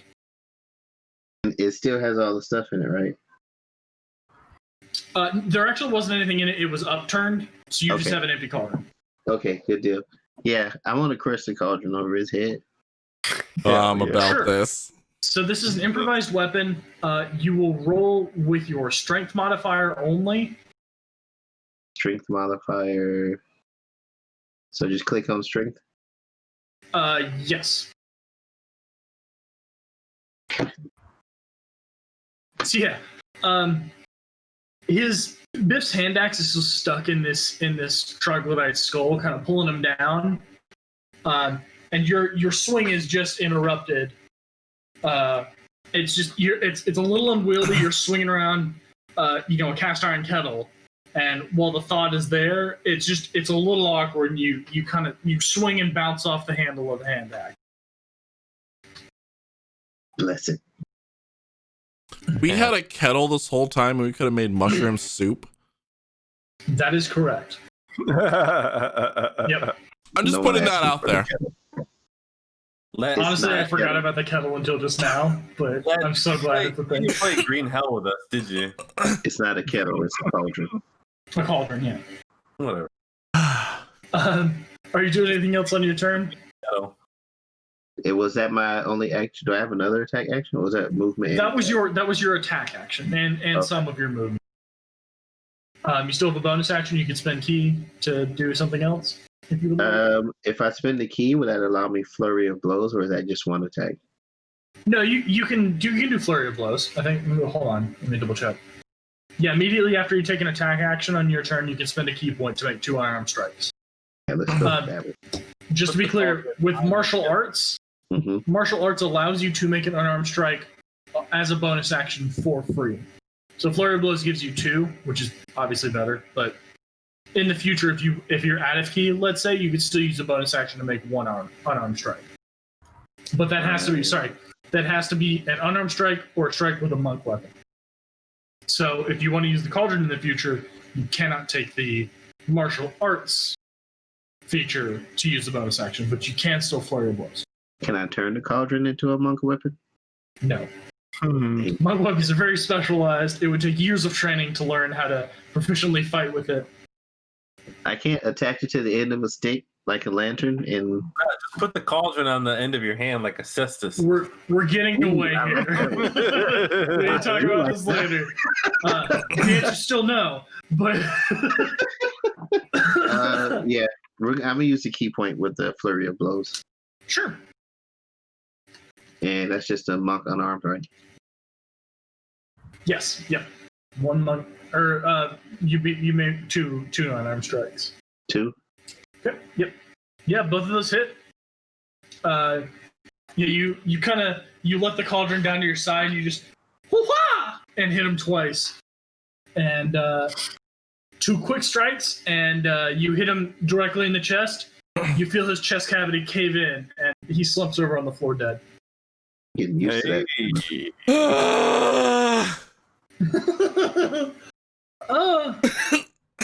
Yeah.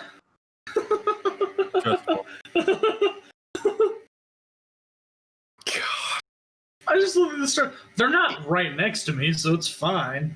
Is my cauldron? Is my cauldron damaged? It would be no, the me. cauldron's fine. Okay. It would be me that says some stupidly ironic shit like that. That just happens to be. You literally could not have picked the best, like the worst time to do that.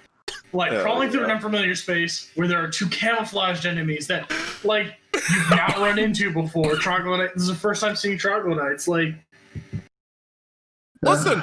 We're very aware. We're very aware that Biff is not very spatially aware or intelligent. So, it's so these perfect. Are things that Biff would absolutely do. It's just as you said that, my mind went to the, and that's when Biff knew he fucked up. All right. Yeah, combat's over for now, I guess. What are you guys doing? Debatable. At least for right now, you guys are safe. So I want to say something, but I know the second that I say it, it's gonna be another one of those situations. You can't avoid what you don't know or what you're trying to miss. I know.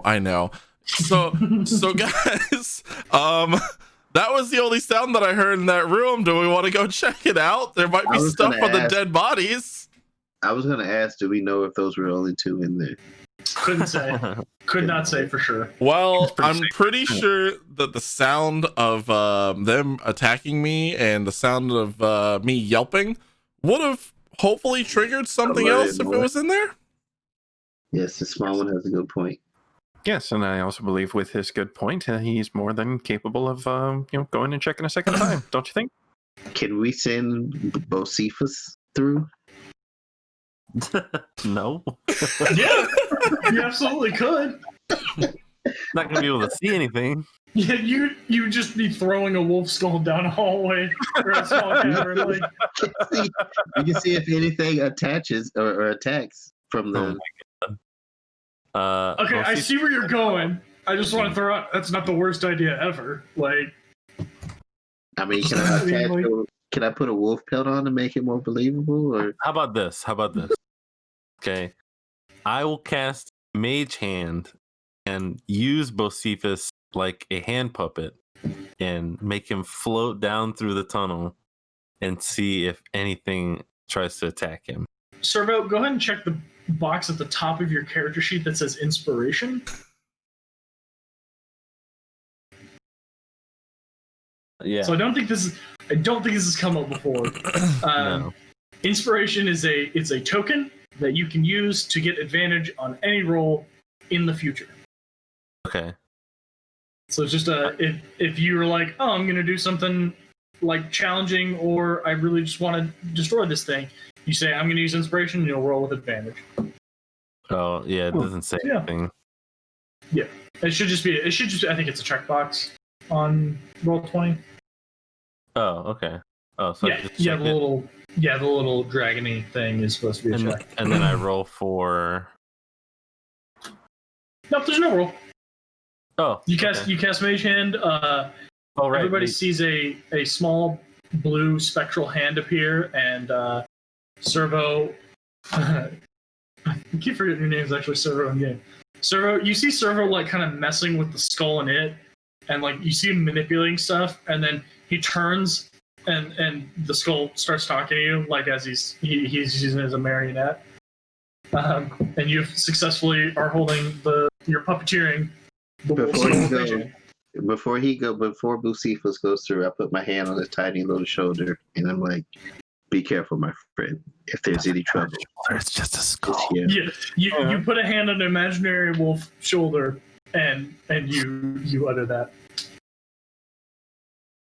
Okay, so what are you doing? Alright, so I move it down through the tunnel to the Sure. end where Biff was. Yep. And I just kind of like wait and see if anything tries to attack it when it gets to the end. Make a perception check for me.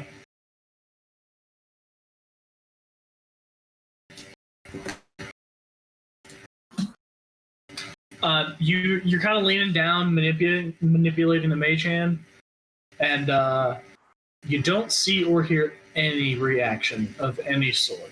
All you hear is the sound of rushing water that's much closer to your face now.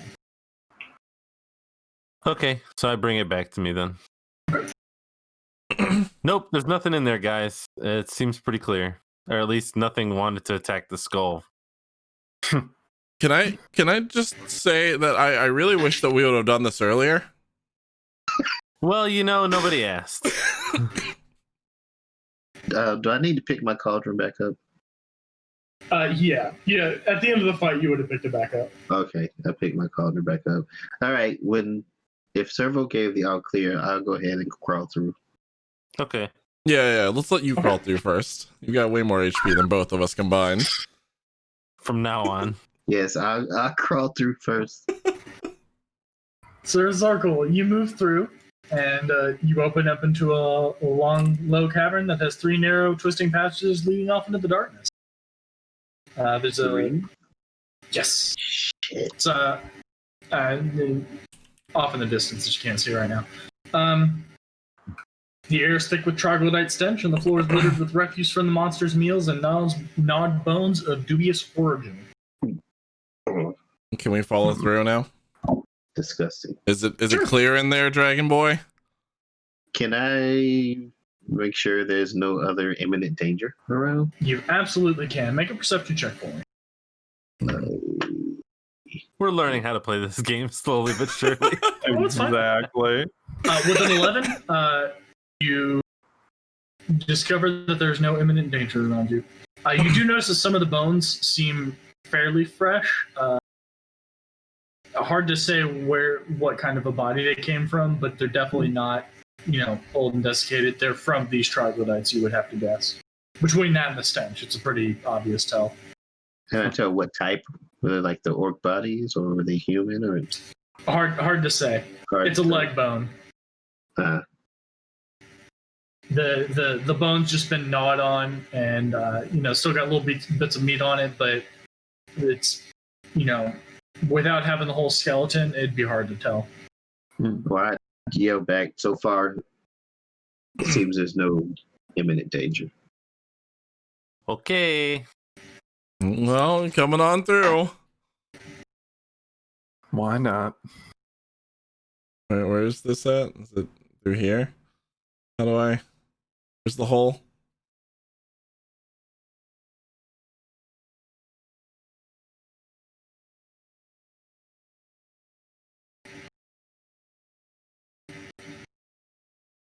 And I do have a torch, right? Yeah, we all should have John, torches up. Yeah. Okay. Yeah, If you you just pull your guys- characters like down a little bit, you'll eventually end up in the other room. Okay, making sure. Oh yeah, I'm sorry, I didn't move you guys. My bad. So yeah, you guys wander into a room. There's piles of meat and bone and other bits of refuse scattered around the cavern. A couple of stone pillars that rise up to hold the ceiling up. Now, is this orc meat or is this edible meat?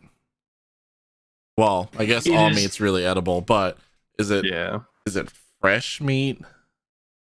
Fresh is a relative term.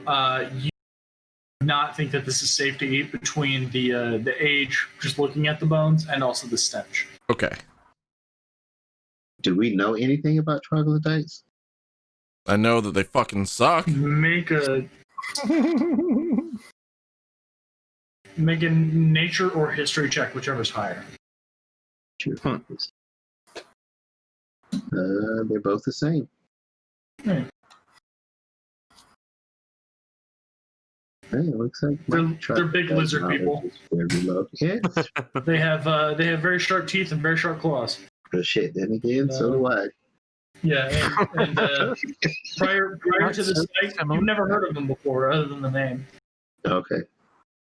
You know, can we search the room now? Sure. Yeah. Like, Yes. and walk a little bit. Yep. Okay. Yes. Wanted to make sure that was okay to move around. Is there anything of note in here? Like anything that we can see that we can like pick up or use? Sorry, I'm reading. Hold on. I really shouldn't be the one exploring again. I really, No, really you shouldn't should be. not. But I also am Biff, and Biff does not learn lessons. No, he does not. As he levels up, he should maybe gain some knowledge. Oh, absolutely not.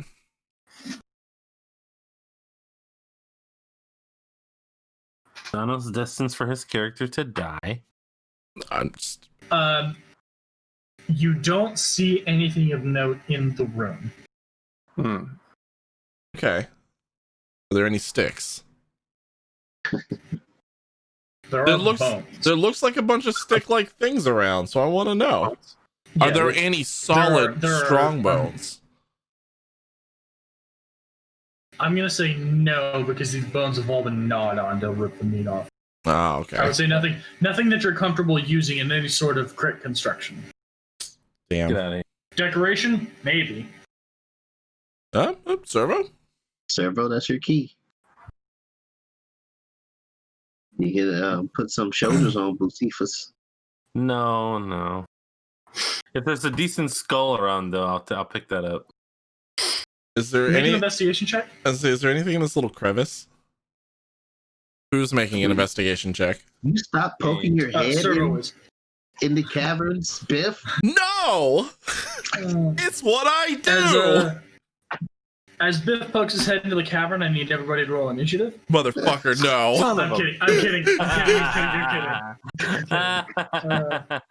With a 12 investigation, you find some skulls that they look to be in somewhat acceptable structural shape, but they need to be cleaned. They still have meat and flesh attached to the bones themselves. All right. And then you also find the skin has been ripped off, but it looks like a human head that's mostly together. If that makes sense. Just like no skin. Just like, yeah. Have you played Mortal Kombat? Yep. Yeah. The Mortal Kombat character Meat, you have his head. You're holding it right now. Yeah. Yeah. There you go. Exactly. All right. I take it to the water and start cutting some of the meat off. Yeah.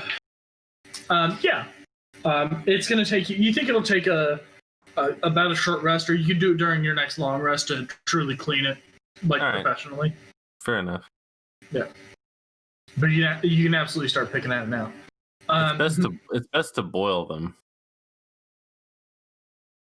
You are not putting that in my cauldron.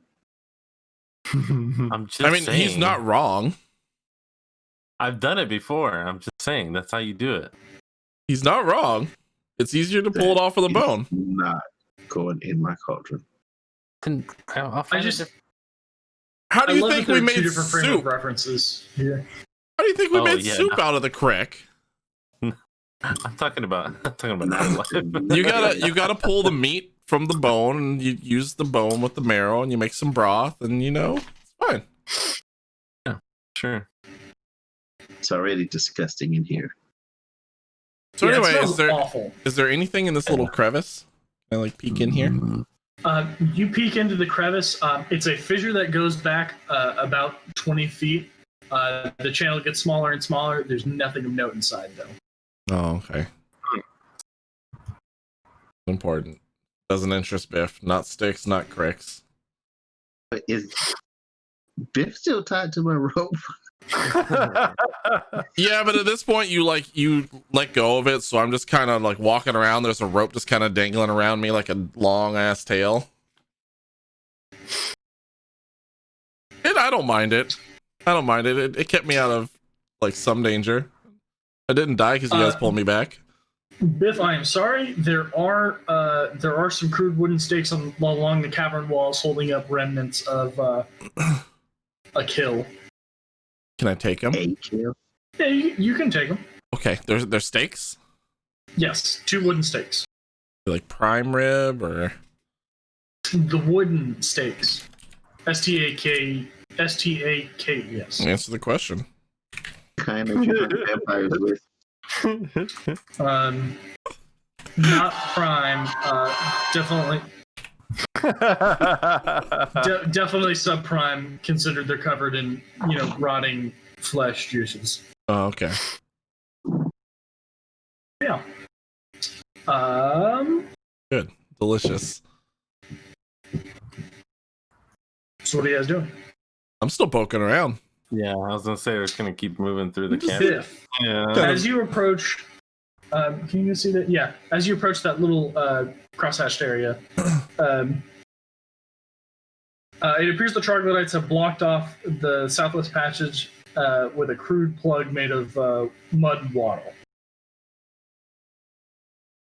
All right. Well, I know. What's I at least kind of know a trap or a crick trap when I see one. And I don't want to fuck with that. Mud and wattle is like a hatchwork of thin wooden sticks that you then put mud on top to like create a wall of sorts. It's like it's like a primitive technology thing. Yeah. I'd like to step away from that. Okay.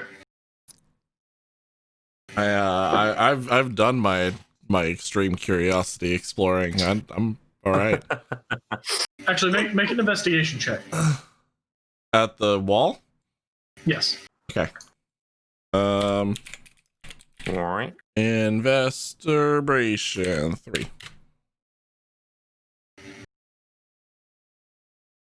The topmost layer of mud seems kind of wet. Looks like it was freshly applied. So they recently did this. Which means there's one of two things on the other side of this wall, guys. It's either really good or really bad. Were they trying to keep something in or try to keep something out? Yeah, exactly. Or someone. As you guys sit there talking, a little bit of the mud kind of slops off and hits the floor. Oh, that's fresh. That's brand new. Can they see? I'm at 1 HP, so I'm also I'm at not 1 doing HP. Shit. Can they see through? Actually, as a matter of fact, can I like dig a stick through it and kind of like make a peek hole? Actually, before you do that, the wall is about 6 feet high. Zarkle, you can get on your tippy toes and see just above it into the cavern, the featureless cavern behind it, but not everybody else can see over the top of the wall. Okay, I'll take a peek. It's a featureless cavern that extends into darkness that you can see. Can I toss a torch down there? Poke a hole.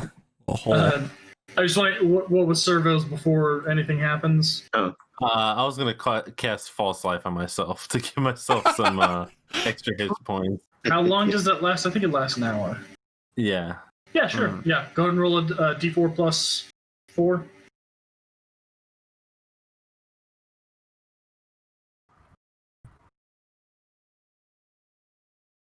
Five. All right. So yeah, you got 5 temporary hit points. So Dragon Boy, can you see anything over there? See darkness. Story of my life. Well, to be clear, you see a cavern that extends into the darkness. You can't see the end of it because of the light. I see darkness. Okay, well this area over here is open and I want to look at it first. Can I toss a torch into the darkness? You absolutely can. Can I cast magic missile on the darkness? Nah, I attack the darkness. Are there women over there? If there are ladies there, I want to do them. I want to move over here towards the Crik. Ancient. Yeah, it is. Anybody in chat knows where that's from? You're old. Mm-hmm. Whew. Am I drunk Yeah. yet? I am. I kind of think we should take this wall down. I kind of have to agree with you, if I'm being honest. But guys, there's a nice big waterway over here. It looks a lot. Yeah, but it looks a lot less like a trap. I mean, trap. Anybody know any enemies of the troglodytes? Well, there was my body that crawled through a hole. As just to be clear, as he says that, I'm just going off the 3 nature check you rolled earlier. He actually mispronounced troglodytes in a way that you're like, oh, he's never heard this word out loud before. He's only seen it written down. Troglodytes. Yeah. It has an unfamiliar sound coming out, like leaving his lips. I try and remember if I have any arcane knowledge of troglodyte enemies. Arcane? No arcane knowledge. Roll a history check. History check, yeah. Would I have any knowledge of them back from the Crik? What do I have? I have something. Nature no, I don't check. have any of that. Nature check? Yeah. My nature is a 3. I'm 1 with the Crik. Yeah, you're probably better at that than me. I got a 20. Oh, I'm 1 with the Crik. So you're gonna defer to this Crik knowledge? yes, absolutely. Okay. I have a -1. So when Zarkal says, anybody know any natural enemies of the troglodyte? Biff goes, yeah, the sun. Biff remembers that the sunlight is the lizard folk really can't tolerate sunlight. That it's very harsh. They're nocturnal beasts. How bright does it have to be? Why didn't Biff just use a bonfire? That'd have been bright It has enough? to be sunlight. It has You didn't see any when you guys had torches, which is bright light. You guys didn't notice any real recoiling from it. Okay. Mm. Yeah, I think we should head down. I think we should take this wall down. It could be an exit. That's what I'm thinking. It might be blocking the light out. Weren't we sitting here to do something though? Yeah, It's been days. I don't remember anymore. It has been map. a few days. It has been about 3 days. All right. Well, if their enemy is the sun, I guess it couldn't hurt to peek. But wouldn't we have seen it from the end of the cavern if we were looking over the wall? If there was sunlight peeking through.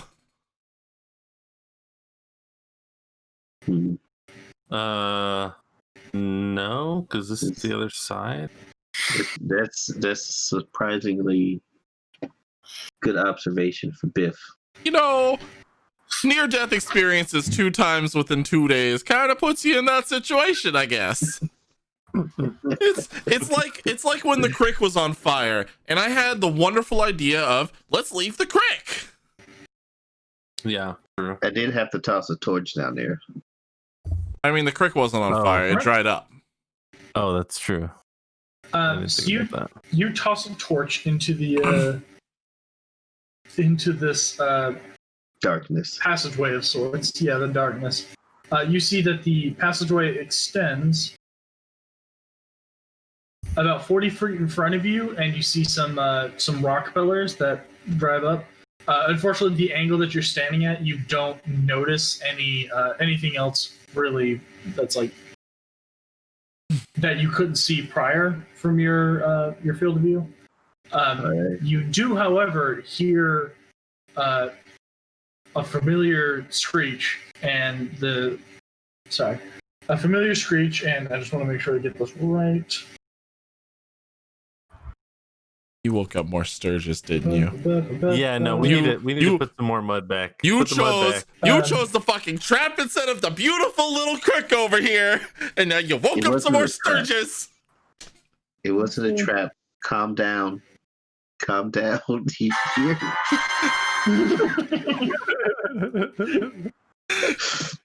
It was a trap. It was a trap, and now I'm gonna die again. Derek says, "Hey, put the wall up to keep out Sturgis." You hear? Sorry. You hear a screech and some hissing, and you hear the soft padding of scaly feet on rock. Okay. Yes. Scaly feet on rock. Oh no, is that more troglodytes? I think I hear more troglodytes approaching. You may want to. Troglodytes, I love it. But why would they separate themselves from themselves? Is it coming from the hallway? Is it coming from that like? Yes. Okay, I was making sure. Coming down that hallway. So hey guys, who's on team? Get the fuck away from the wall. Me. Yes. Let's continue. Let's continue down the river. Okay. So, Zarko, you gonna light up a new torch? Yes. Okay.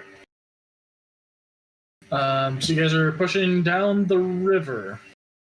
Yes. The stream flows to the center of the cavern, growing somewhat wider and deeper until it reaches the southeastern corner. There's a small pool in that location that's around 20 feet across. Along the eastern edge of the pool, which you guys can see, cool. Along the eastern edge of the pool, a short passage has been blocked up with loose rubble and mud, creating a rough stone wall around 10 feet across. And the stream continues, you can see, to the south. How deep is this little ravine? Or the little pond? You kind of lean over with your torch. You can see ballpark that's about 10 feet deep.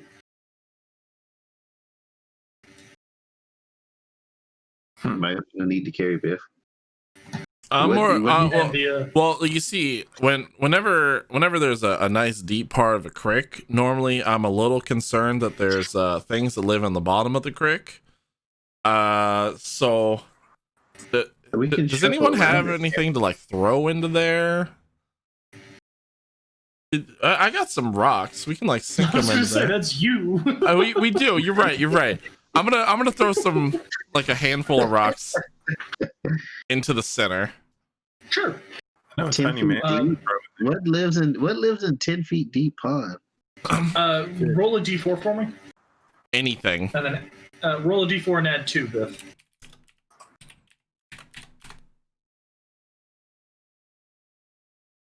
Cool. So you reach into your sack and grab 3 medium-sized stones. It fits in about a handful of stones, and you throw them into the water.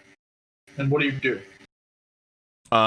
Just sit and wait. I'm just watching them sink, waiting for them to sink. You throw them into the water, and you hear a nice resounding thud as they hit the bottom of the pool. Okay. Well, nothing. You mentioned something about some loose rubble. Yes, on the southeast. Sorry, on the eastern edge of the pool, a small passage has been blocked up with loose rubble and mud, creating a rough stone wall around 10 feet across. Zarko, if you move a little bit closer to the pool, you'll see it. It's this right here. Oh, also, let's pull you down there so you can see stuff hustling. Okay, well, nothing. Can I make my way to there, the loose rubble? You can skirt the edge of that. Yes. The wall is on this tile that stretches across that length. So I can move all the way over here, or yes, you can move along there. You're kind of hugging the edge of the pool as it slopes downward. I'm gonna shout from across. What are you doing over there? I want to see what's behind this loose rubble. Didn't we just leave a blocked off wall that had more of those things back there? Yes. What makes you think that this wall's better? Can I see over this one? How high is this wall? This loose. It's about 5 feet high. It is. You can see. You can see into the next room.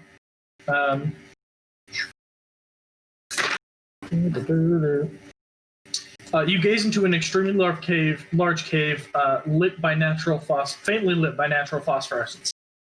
The ceiling rises 50 feet high in places. Small crystals glimmer softly in eerie light. Weird, beautiful flows and structures of delicate stone grace the chamber. The western portion of the cave you can't see. Oh, that is the western portion of the cave. The ceiling here is about half the height of the rest of the chamber. So it's about a 25-foot high ceiling. There's a ledge, and it opens up into a larger chamber that's faintly lit by some sort of crystals that are in the wall, on the ground, the ceiling. There's some weird glow from over this wall.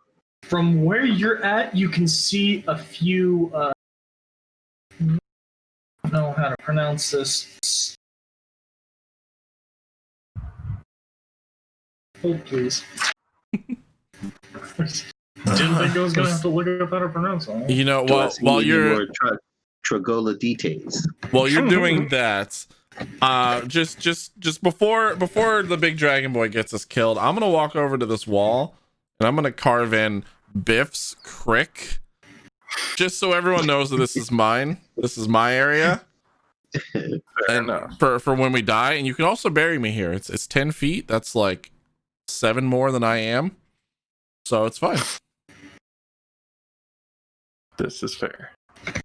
That doesn't sound right. I feel like I went on one of those joke pronunciation videos. You can see a few sepulchers on the inside of the That is how you cavern. pronounce that word. It sounds wrong. Like it's not. Okay. Nah, you got it right. Alright, that's fine. The hell is a sepulcher? Sepulcher Sepulcher is like a tomb. Yeah. Oh. They're like ornate though. Could be where the treasure is. That does sound like a treasure area. You know, like the old school, like when a king died, they buried him in like the casket, like looked like him on top, like pyramids. The stone. No, more like Game of Thrones, like how the stone was like carved in their likeness. Yeah. I'm not comfortable with grave robbing. Disturbing. Yeah, I'm not comfortable with disturbing tombs or taking anything from them. We buried each other in mud, so tombs were uncovered every other day. Well, that makes one of us. So what do they have to offer?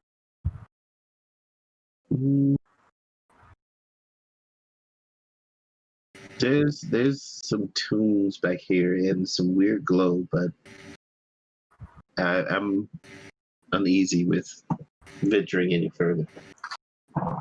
Ghost. I want to check it out. Yes. Dead stuff. Sounds like my cup of tea. Yes, So I'm in. Oh, we're gonna You get guys can go attacked ahead by and move. phantoms. you guys can go ahead and move your characters.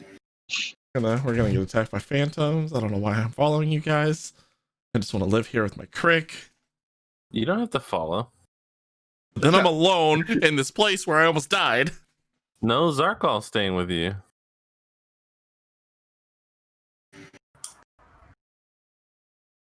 I don't know if I trust that more or not. Do you guys still have 1 HP though? Yes, No, yes, we do. I have 6. I do. Now would be a fine time for a short rest. Throwing that out there. It is 10:30 as well. If you guys feel comfortable taking an hour-long break. Yeah. I mean, it seems like right here would be a good spot right before we go into a new area. I can wait. I'm patient. I'm good with that. Which side of the wall are you waiting on? The outside side.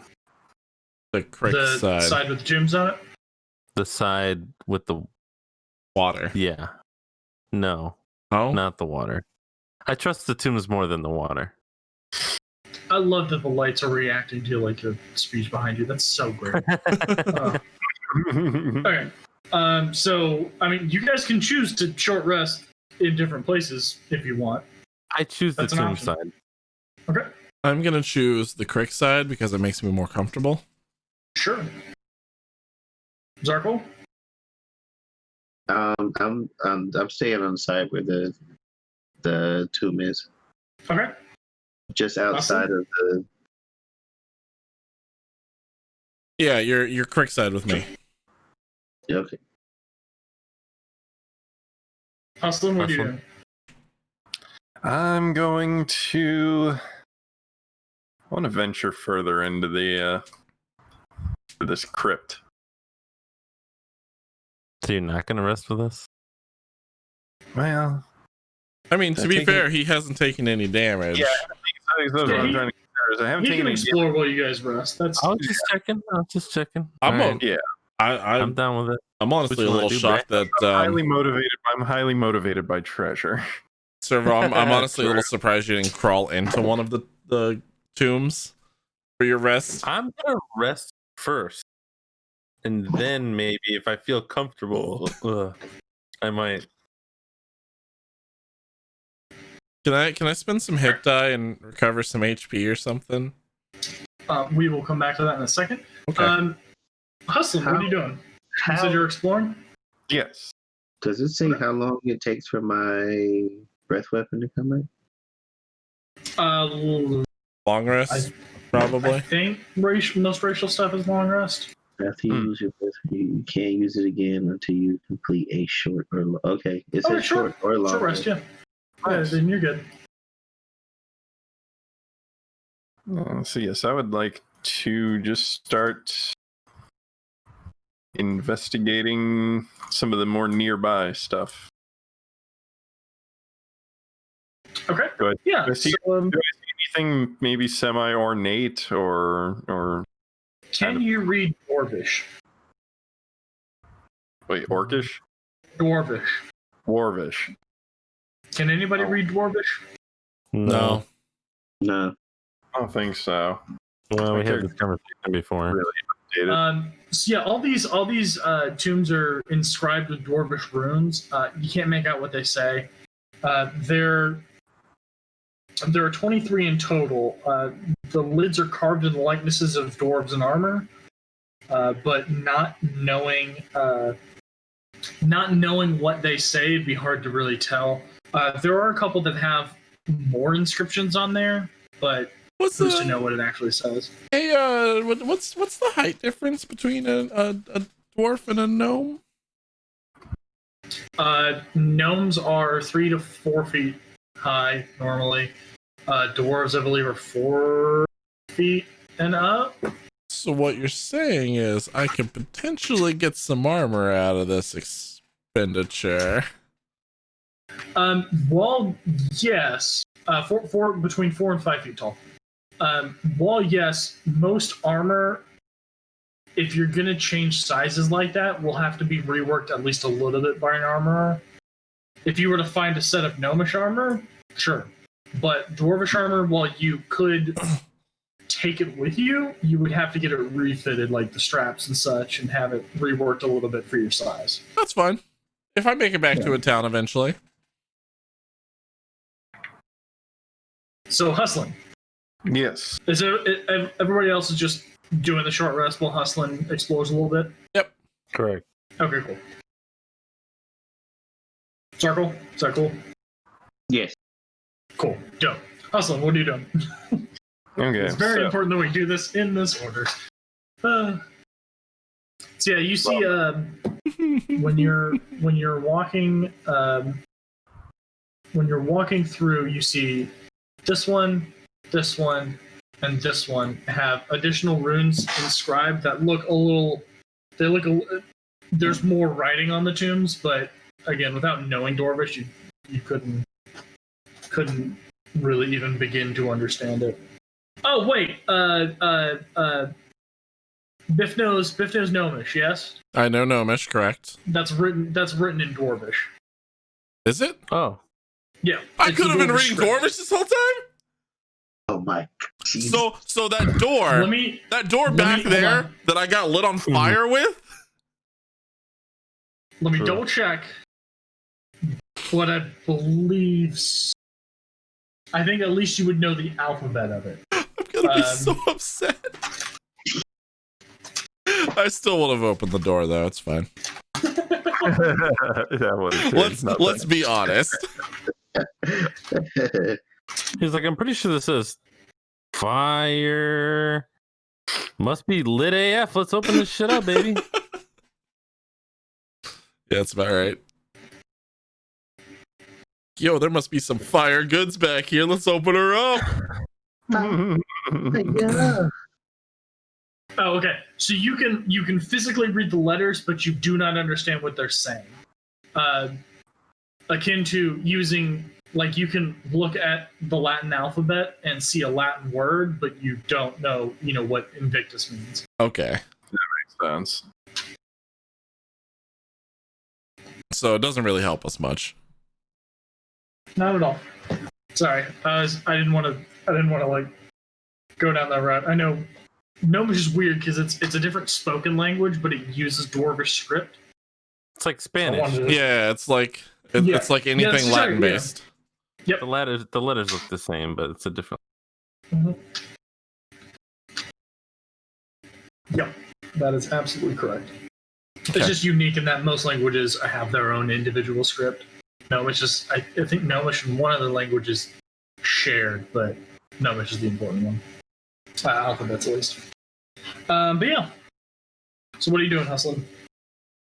I'm going to see if it's possible of those three, the one I'm standing right next to. I want to see if there's any way I can either see inside of it or ideally open it. So each tomb is a marble vault that's about 6 feet long, 4 feet high, and about 3 feet wide, with a heavy stone lid. You can, with effort, uncork the. I don't know better. No. You can disinter. No, you can pop open the lid. Popping bottles. It's uncorked that body. All right. All right. Well, let me crack open this cold one right next to me. Sure. Fine wine. So you with a little bit of effort, you lean your shoulder into it, and it budges a little bit more. You shine your torch, and spread some torchlight inside the tomb, the vault. You see some old bones. Roll a d20.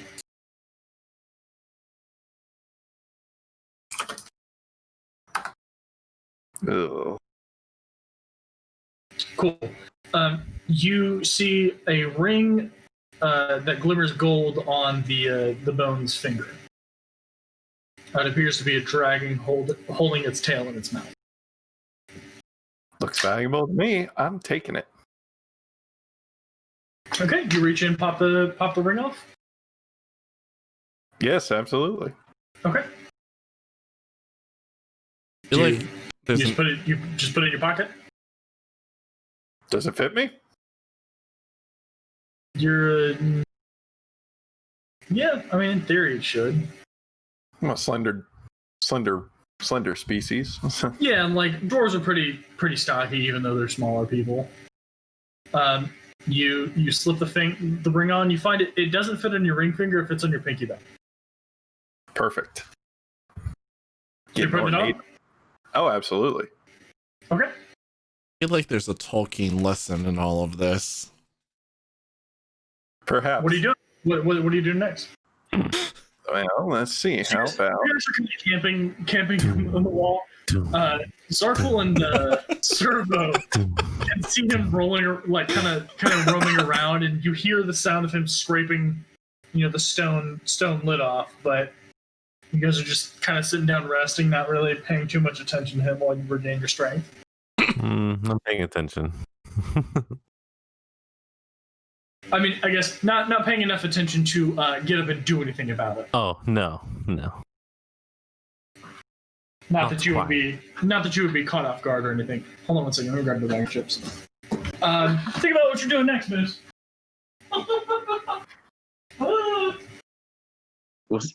Why don't I trust that laugh? And I gotta keep with my character. I gotta keep with my character. Like When your DM gets up and maniacally laughs while walking away. Nope. Sorry, that is just me laughing about the way this session has gone. It just went from 100 to 0, and it makes me laugh inside. It seems like all of our sections have gone from 100 to 0. Mm-hmm. Yeah. And it's great. That's how it normally goes. It's a little more drastic than I'm used to because I'm running pre-gen. I don't know. Not important. That's me metagaming. Don't worry about it. Well, it's already Possibly. seeming, yeah, it's already seeming pretty promising. So what's behind door number 2? Oh, it didn't get picked. What? Can you guys hear her? Like I hear Cheeto. very faint. Oh no. I don't know if it was loud enough to pick up. Sorry. What are you doing next, Hustler? You're going for the next one? Yeah, absolutely. Sure. Seems lucrative. You put some effort into it. You slide. This one actually slides off a little more ease. That's bad. Roll a strength check.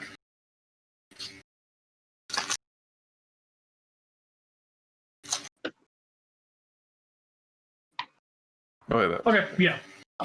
You don't slide it all the way off, but it's enough to look inside. You see more bones. Nothing of real note.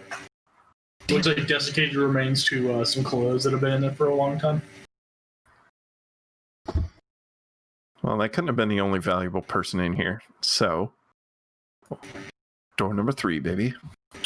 It's this one over here. Son of a gun. Door Well- number 3, baby. It's the one with the extra writing on it. You can absolutely open every one of these if you want.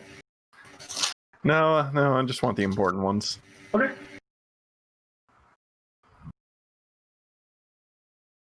As you go to push off the third coffin, Oh boy. it pushes off with these. Nothing happens.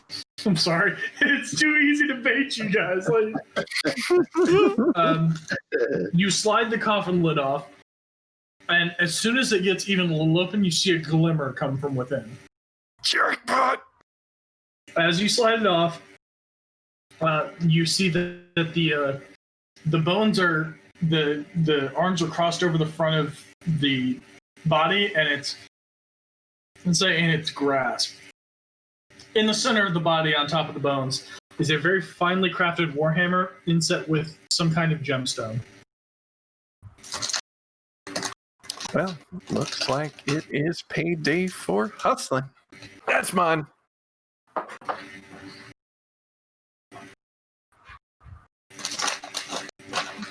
I will gladly take that with me. So you're going to reach in, and as your fingers touch the warhammer, you feel a slight chill as the dust wipes off, and you pull it out. Sorry, yeah, you now have a warhammer. I you was can see expecting upon to still further be fucking inspection, with us. Of course. as you inspect the warhammer, you see that you think the gemstone is a garnet. It was meant to be. It's not my birthstone. I just happen to like them very much. No. Yeah, you notice that something like this, hard to put a value on it.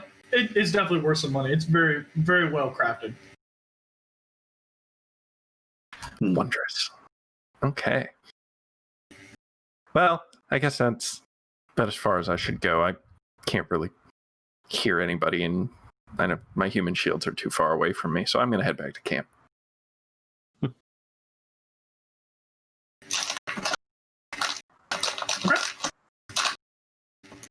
I'm not human. Meat shields. Yeah. I mean, you're Alright, so also you too finish far your away long to rest? hear that. You guys are finishing up your long rest, so go ahead and roll your hit dice if you want to spend any. So roll 2d8s. Servo, this will get rid of your temporary hit points because we took that short rest. Yeah. So if you want to, now's the time. So remind me again, taking hit points for health is So what? hit dice. Hit dice. You're gonna roll whatever the hit dice amount is, and you're gonna add your Constitution modifier. Does it have a downside? Nope. It's free hit points after a short rest. Oh, okay. So I'm sorry. Where's that? It should be underneath your armor class. Oh, hit dice.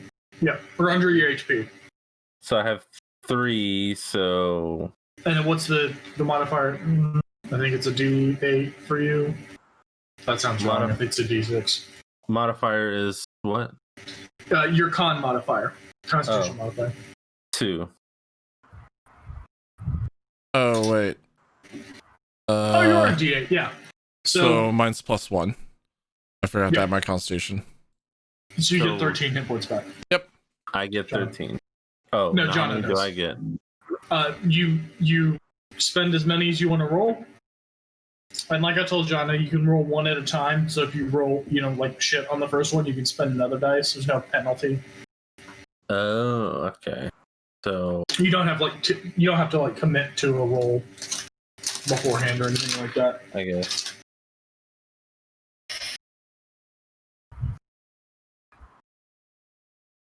Like that?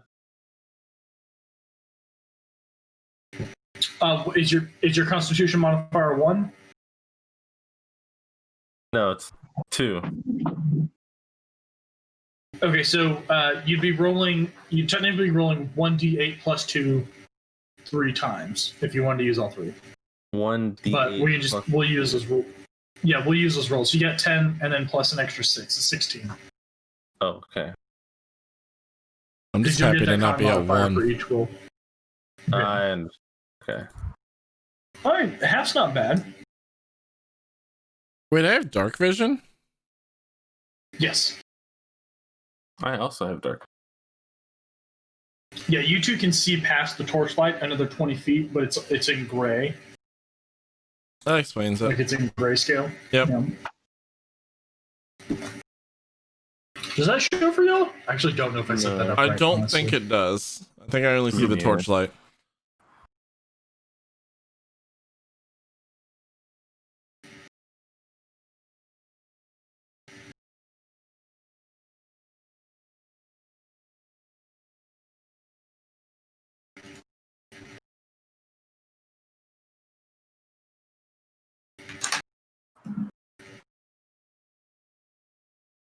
Did that change anything, Jono? Increase the range. Hey, is it gray? I guess everything's gray, so it's probably poor choice of words. Is it more gray than before? Boom. Okay. Servo, that should work for you. Hustlin, do you have dark vision? I believe yeah. so. God, does everybody have dark vision? Have we really not needed torches this whole time? Bro, we see dark vision. It'd be It's in in your racial. So I think you may be the only one. I Yeah. see it under I spell. don't have anything. No, I don't see it under spell. I see it on the right side next to like magic tinkering and spell casting. Features and traits is where I see it. yeah. Servo, are you a human? Yeah. Oh, yeah. You do not have dark vision. You have a spell that grants you dark vision. Right. Yeah. So, some races naturally have dark vision. No, I You know. do not, so I need to take that away. Oh, wait. Am I human? Hold on. Human. No, I'm sorry. I'm half elf. No, yeah, you'll get dark vision. Okay, that's fine. That's fine. Oh, so cool. Okay. Boom. There you Why? go. Thought I was human. None of us are technically human.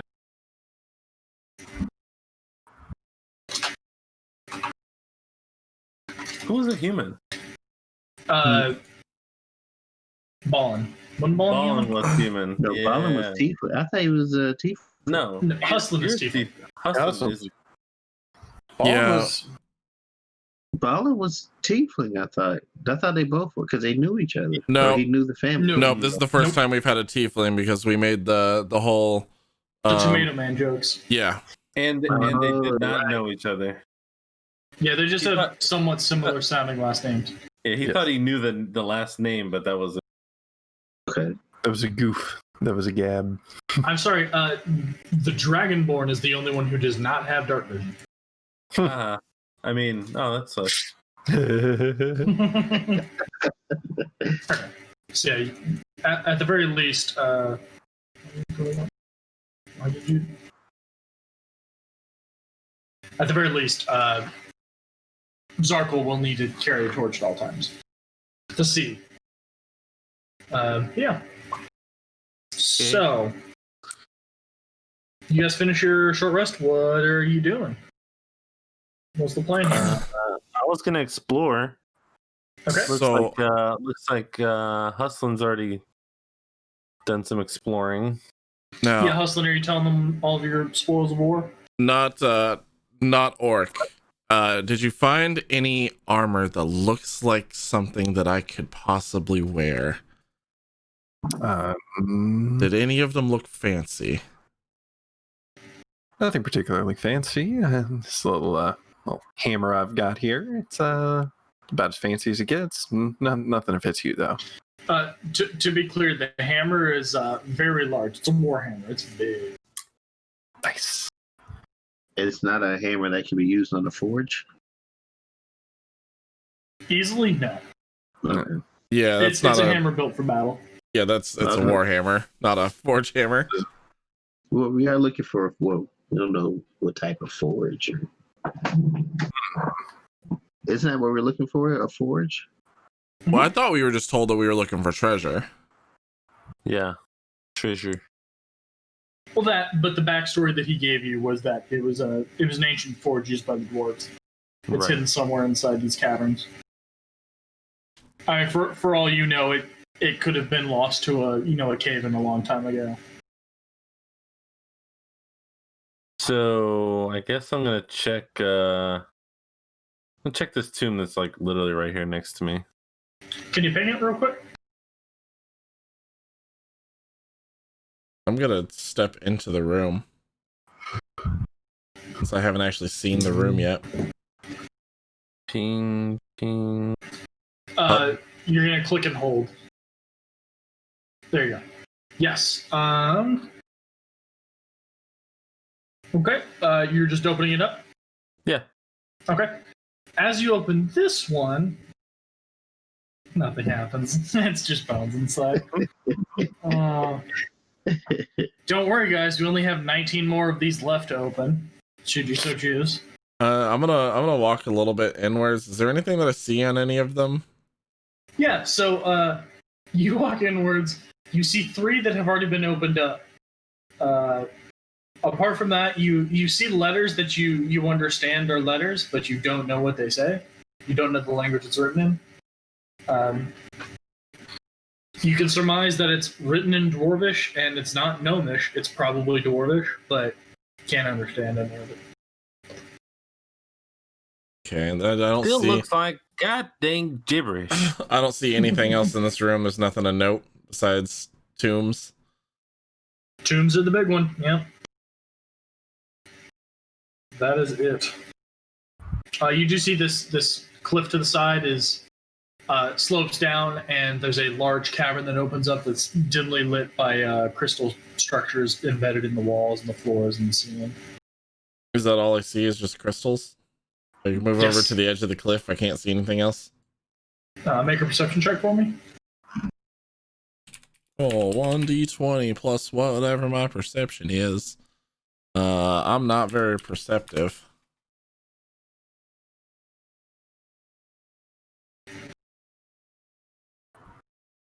Oh, it's a 10. A 10. You can see that there is a pillar off in the distance. I don't see that. You cannot see that. I cannot see that. Nope. It is just a very faintly lit large cavern with a bunch of crystals. They're like little tiny. It's think less like quartz crystals and more like glitter on the walls that's dimly glowing. Okay, so they're like bioluminescent. Like Yes. slightly glowing on their own. Yeah. It's not enough to like light up the whole cavern, but it's light enough to be where, pretty. Yeah, it's super, super pretty. Like, it's one of those things that like when you see the pictures of like the people who are paddling through those caverns and like the water lights up. It's I've one of been in those one of those. scenarios where it's like truly breathtaking. But apart from that, nothing of note. Don't want to downplay the beauty that's described in here. I want to go ahead and map this area in a drawing. Sure.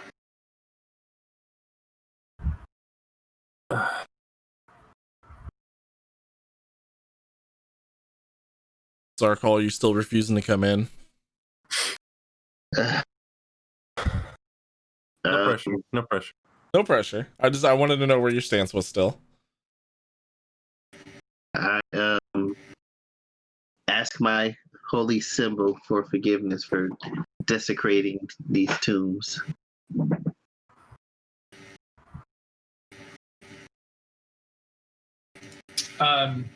Yeah.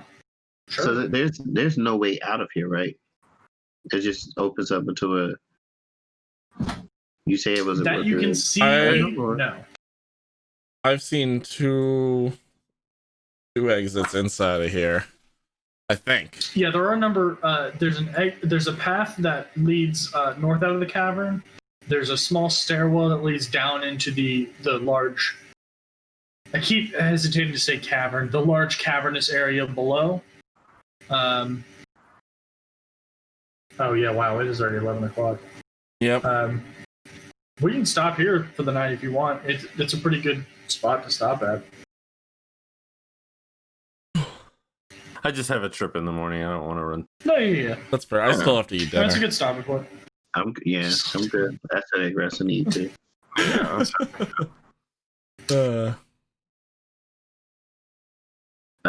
So after asking for forgiveness, I'll step into the cavern. Yeah. So yeah, let me do the math and see how much XP you guys get.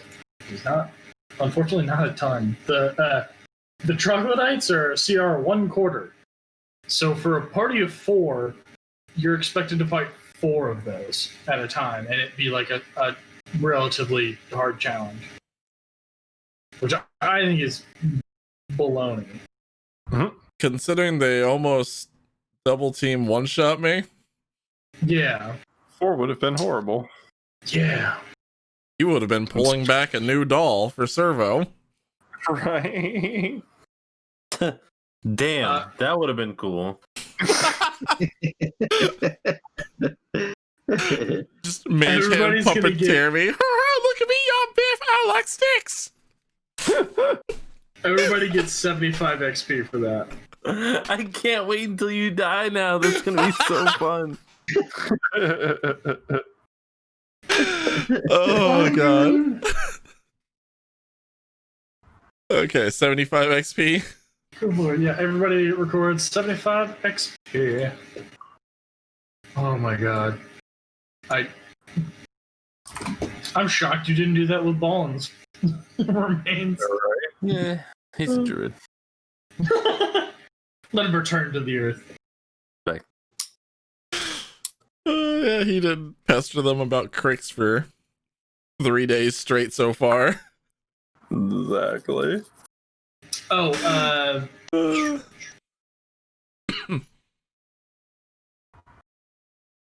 Hustlin, you are at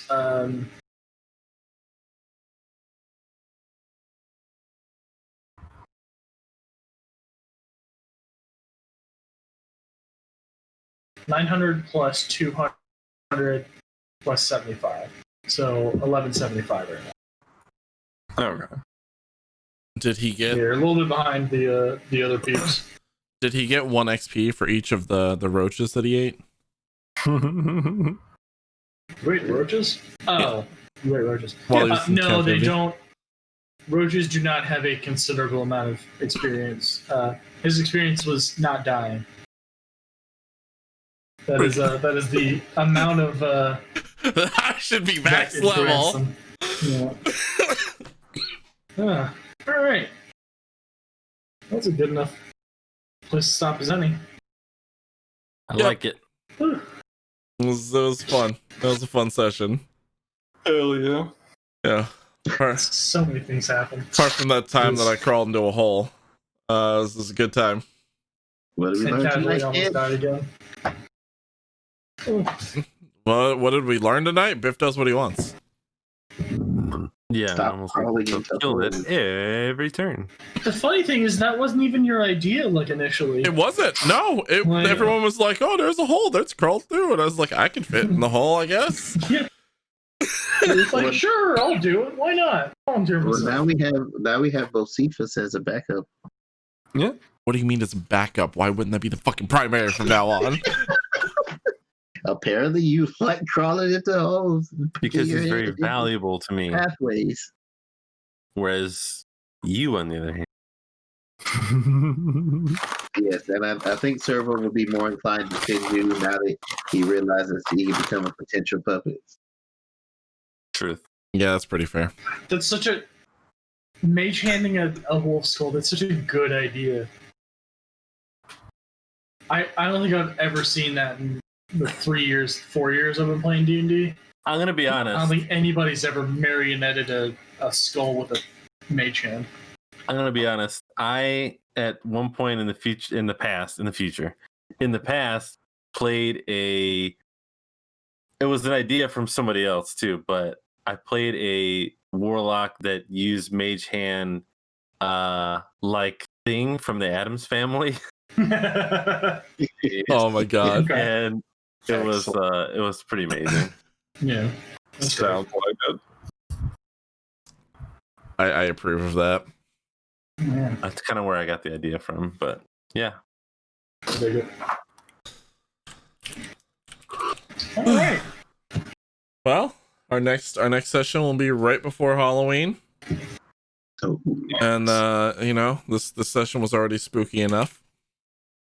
Yay! I promise to not kill you intentionally. Unintentionally, if the dice fall where they may, Is that a choice? Is that a choice that you have every session? Yes, it absolutely is. Don't piss off the DM. Got it. Got it. What? What's that face? Nothing. Oh, I'm so fucking worried now. Oh man. All right, guys. Well, that was fun. So we'll be back for D&D in 2 weeks. Don't forget we.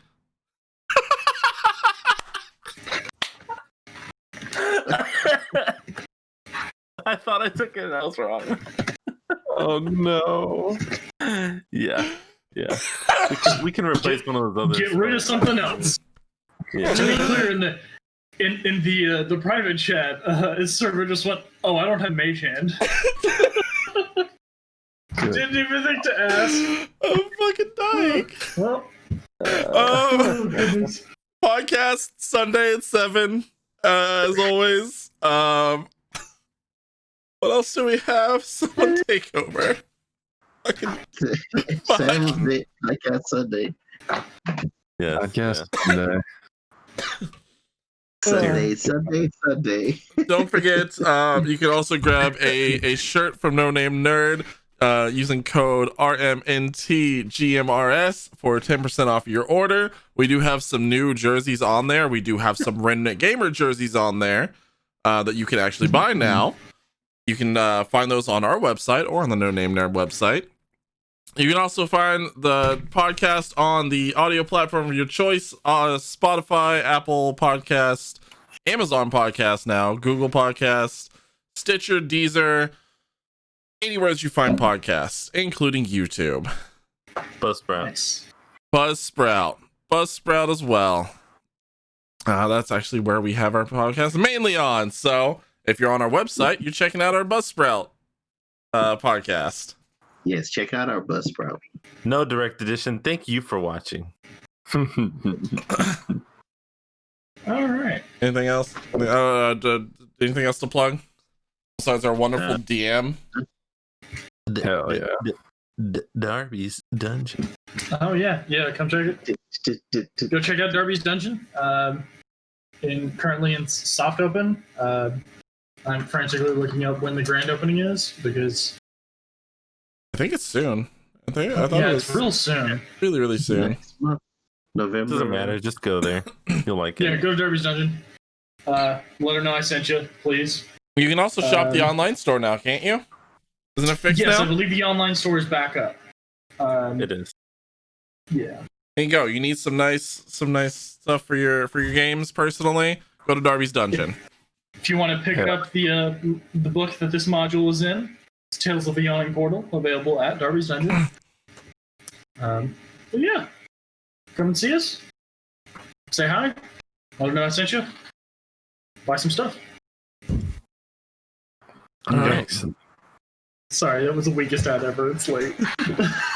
Who do we want to visit tonight? We got a couple options. What are our options?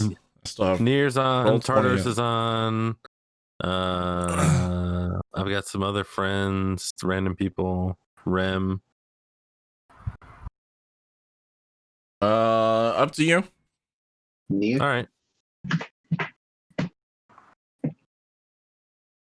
Nier's a good friend. Emergency meeting. He's also playing some Phasmophobia right now, so go spook him. Your DM is the imposter. We already know. Yeah, we already know. Yeah. He does seem kind of sus. Mm-hmm. All right, let's do it up, everybody. Let Nier know how much we appreciate them. Also, And, if you're new over there, tell him a happy belated birthday. It was 2 days ago. Yeah. And if you got emotes, there's a nice little raid call for you. Phoenix King! We love you guys. We'll see you Sunday. Remnants out. Peace out. Fighting if by moonlight.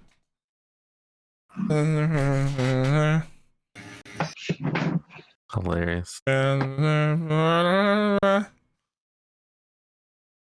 We are the one name remnant moon.